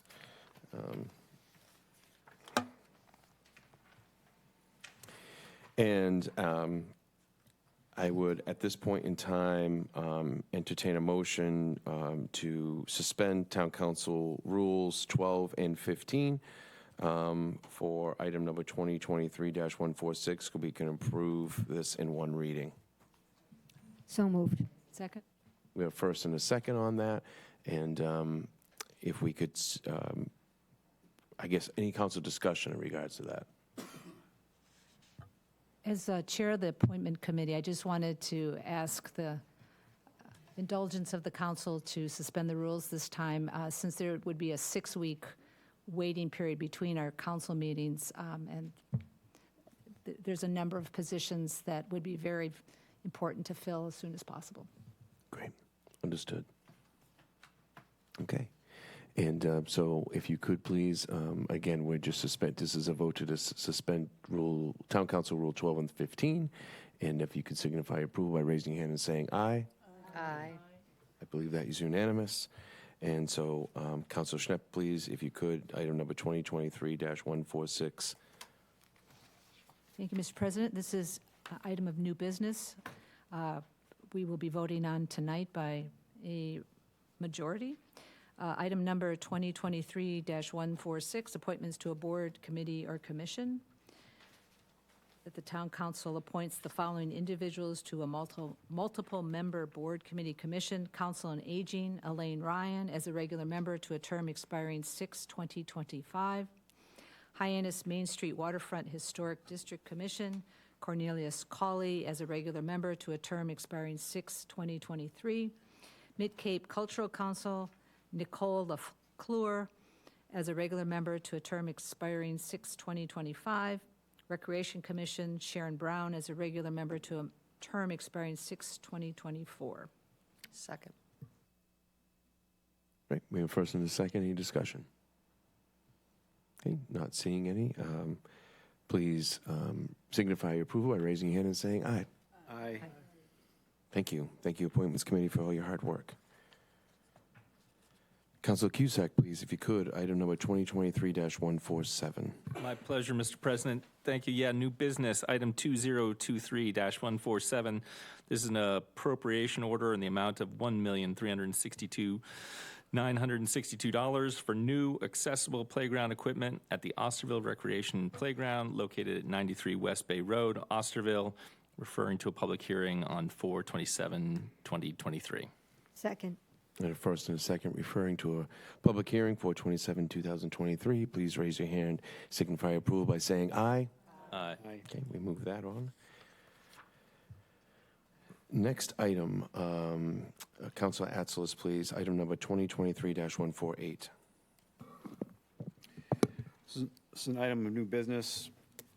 Item number 2023-148, authorization to expend a federal fiscal year 2022 emergency management performance grant in the amount of $20,150 from the Massachusetts Emergency Management Agency, may be acted upon by majority vote. Second. First and second, welcome Chief Sonnabend for the rationale. Good evening, Mr. President, members of the council, Chief Sonnabend, Barnstable Police Department. The department has received a federal fiscal year 2022 emergency management grant in the amount of $20,150. With those funds, the department is looking to purchase a new foul weather operable drone, so a drone that we can fly in foul weather for the purposes of doing emergency management surveys and things like that. Also going out and looking for missing or lost persons that may be out there in the dark or in foul weather, rain, snow, and all that other stuff. Current drones that we do not have the capability to fly in really bad weather. Unfortunately, people do go missing in really bad weather sometimes, so that's a good advantage. They also comes with night vision and heat-seeking stuff, so we can find people in the dark or where they might not be visually seeable by regular video. Comes with the lights, so we can have a spotlight on it. We can also broadcast. One of the drones we have do not right now have the ability where a drone operator can watch a screen, and if he sees someone, can communicate with them through the drone. So this would give the capability that if they're flying the drone, they see somebody, they can communicate with them through the video screen, so they can see, they can talk to them, and those people can reply back to the people that are actually flying the drone. So the ability to talk to people, they can use it. Obviously, there's multiple operational uses for that, like on the 4th of July with crowd dispersion and things like that we could use it for as well. So that's the purpose that we're looking to do that for. This is a 100% matching grant, and right now that match is met by our annual maintenance contract for our reverse 911 system, purchased through PCMG Incorporated, and that exceeds the amount of $20,150, so that would cover that 100% matching grant. I'm available for any questions. Thank you. Any council discussion? Councilor Lucky.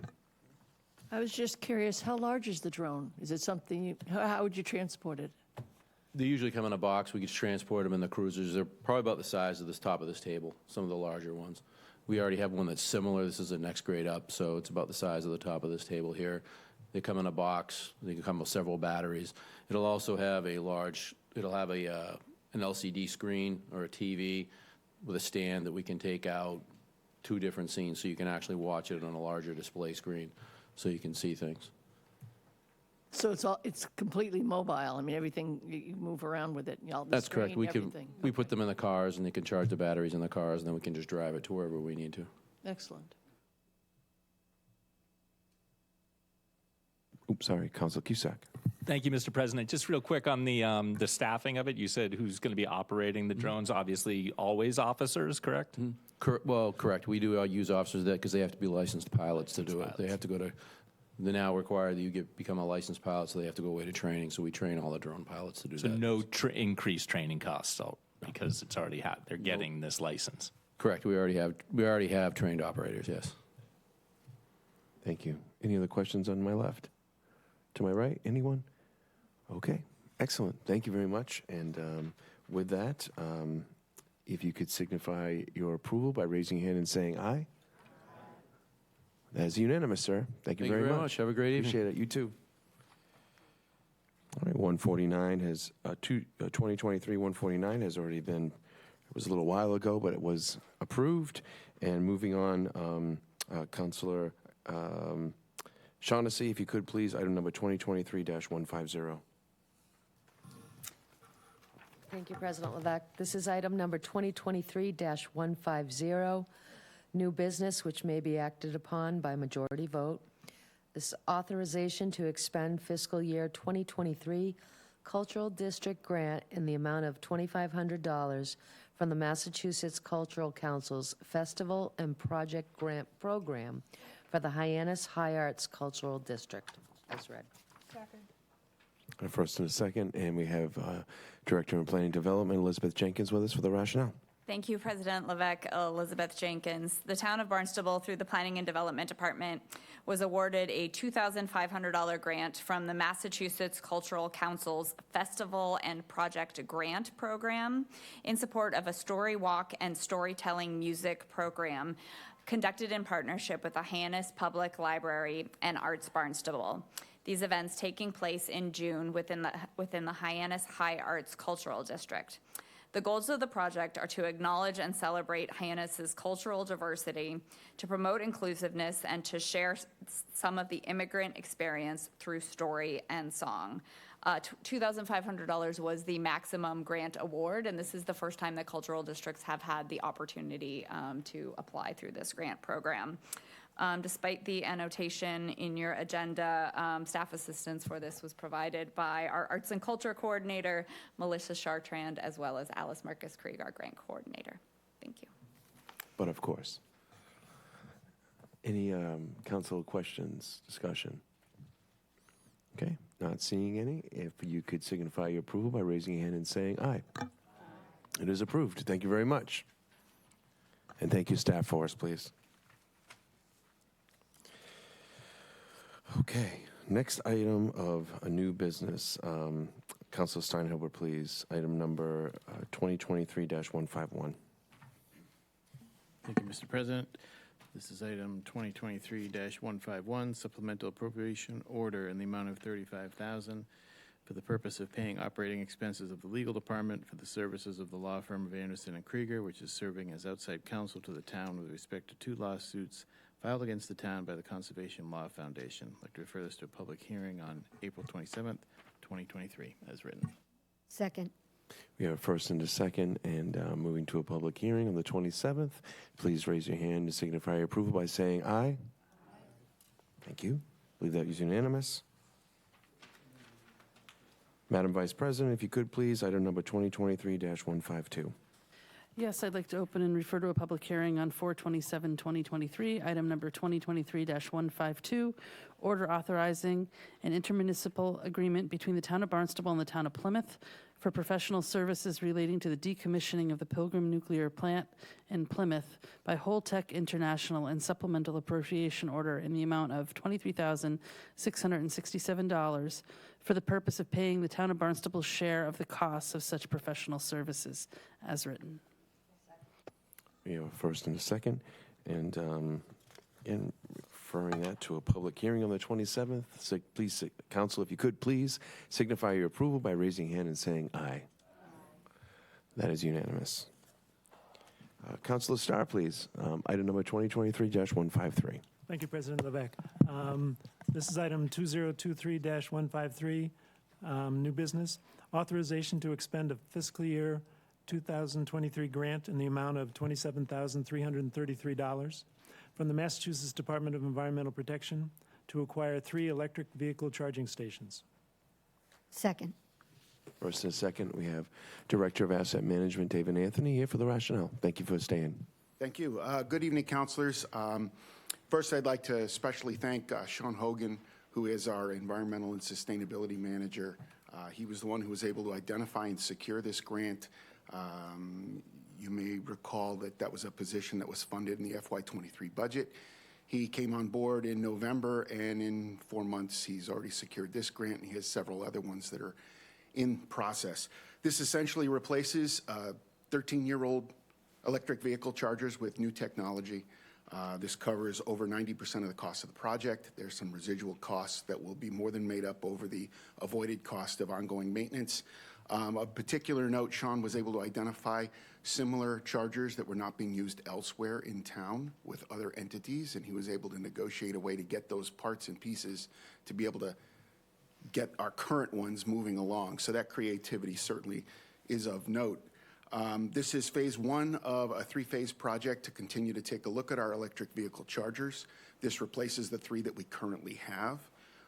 Phase 2 is to expand those and to continue to look to our municipal fleet to see where it's appropriate to green up our fleet by adopting electric or hybrid vehicles. And then ultimately, phase 3 is to identify locations and continue to work on expanding those to some of our other parking lots. This is one of Sean's primary directives at the moment. So this grant allows us, hopefully by the time July 1st rolls around, to actually have these up, running, installed, and they will be better EV chargers all around. Thank you. Very good. Thank you very much. And so thank you for the rationale, and opening up for council discussion, please. Anyway, Council Rep Cressetti. Thank you, Mr. President. Hi, David. So currently, if I wanted to bring my electric car to a town-owned charging facility, I don't have to pay for that? That's correct. One of the conditions of the grant that we received, former Councilor Elrick was actually the energy manager at the time. Yeah. And one of the conditions of getting that grant to put in those original EV chargers and all of the make-ready, which is the heavy-duty cables to draw from the poles down to the chargers. So that was free, but we had to pay for the electricity. And it amounts to about $5,200 a year worth of electricity between the 3 chargers. One at the high school, one at the North Street parking lot, and one here at the school administration lot. The new chargers will be more consistent with the way electric vehicles are charged now. The charging is carried by the customers, usually by credit card or also by smartphone app. And what does it cost? What's The electricity? Yeah, what's it cost to? About $5,200 a year all told across to the charge 3. your car. I do not have an electric vehicle. I will be in the market hopefully in the next 7 months. So eventually I'll be able to tell you. Unfortunately, I don't know at the moment. Okay, and if the town's going to be handling credit cards and processing fees. It's actually all done self-contained through the electric vehicle chargers. There is included in there a 4G connection to the internet, a wireless internet connection, so that you as a customer would come in and either run your card and it would get charged against that. It's pretty typical for most of the EV chargers now, so we wouldn't have to carry any of that responsibility. Okay, all right, thank you. Yes, sir. Councilor Starr, please. Thank you very much, President Levesque. So will you be able to set the charge? I mean, you can vary how much, the town could vary how much they charge per kilowatt hour. We can go in and we can set that. We're looking at a couple of, this particular one is the Juice Bar. It's a great name, Juice Bar EV charger. And we could go in and do that. We're working on what the particulars will look like at this point. We're hopeful that there won't be a lot of maintenance costs with new chargers, but we would want to try to factor in either collecting a portion of a fee to kind of offset future maintenance. But we have to identify what that is, and we'll work with the vendor to establish that. So my electric car is plugged in out in the parking lot right now, so I thank you for the years of electricity. Thank you. It's a conflict of interest. Councilor Cusack, please. Thank you, Mr. President. Thank you, Mr. Anthony. Real quick, do these 3 installations presently represent all the installations we have in the town that we oversee, and are there presently any plans to expand that? It's an excellent question. These 3 do represent the current municipal chargers at municipal lots, but certainly there are numerous electric vehicle charging stations at the mall. Most of the dealerships now have them. Many of the hotels will have them as incentives for their guests to come in. And what we're seeing is as the electric vehicles are adopted and become more common, I mean, you can see Teslas all over the place now as you're driving, there will need to be a more robust electric vehicle charging infrastructure, and that's part of economic development. That is part of trying to attract and satisfy our visitors who occasionally will need to do that kind of work. So we are looking at other municipal lots, and we're trying to take a look at those places that make sense to do that without impacting operations. Thank you, sir. Madam Vice President, question? Yeah, just a point of information and clarification. If Councilor Starr charges his car and it's over $50 worth of electricity that he receives, should someone call the Ethics Commission? It's getting late. Just, if anybody have any, just so we don't go over 11 o'clock, anybody have any other questions? Anybody else? Okay, thanks for your hard work. Specifically, please thank Sean for us. Okay. Certainly will. He was he came down with a last-minute illness and really wanted to be here so we could introduce him, but we'll get him on the next one. I'll get him too. Okay. All right. Thank you. Thank you very much. If anybody wants to go say thank you, he's up on just one floor above us, and feel free to stop in any time. He's there working hard, diligently, glued to his computer, making it happen. Okay, so with that, I would ask the council to please raise your hand and signify your approval by saying aye. I believe that's unanimous. So, and that is Move to adjourn. our final item. First and second, and please signify your approval by raising your hand and saying aye. Have a good evening, everybody. Thank you so much. Thank you for the directors. Tom, thanks for being here. You got to see how it works.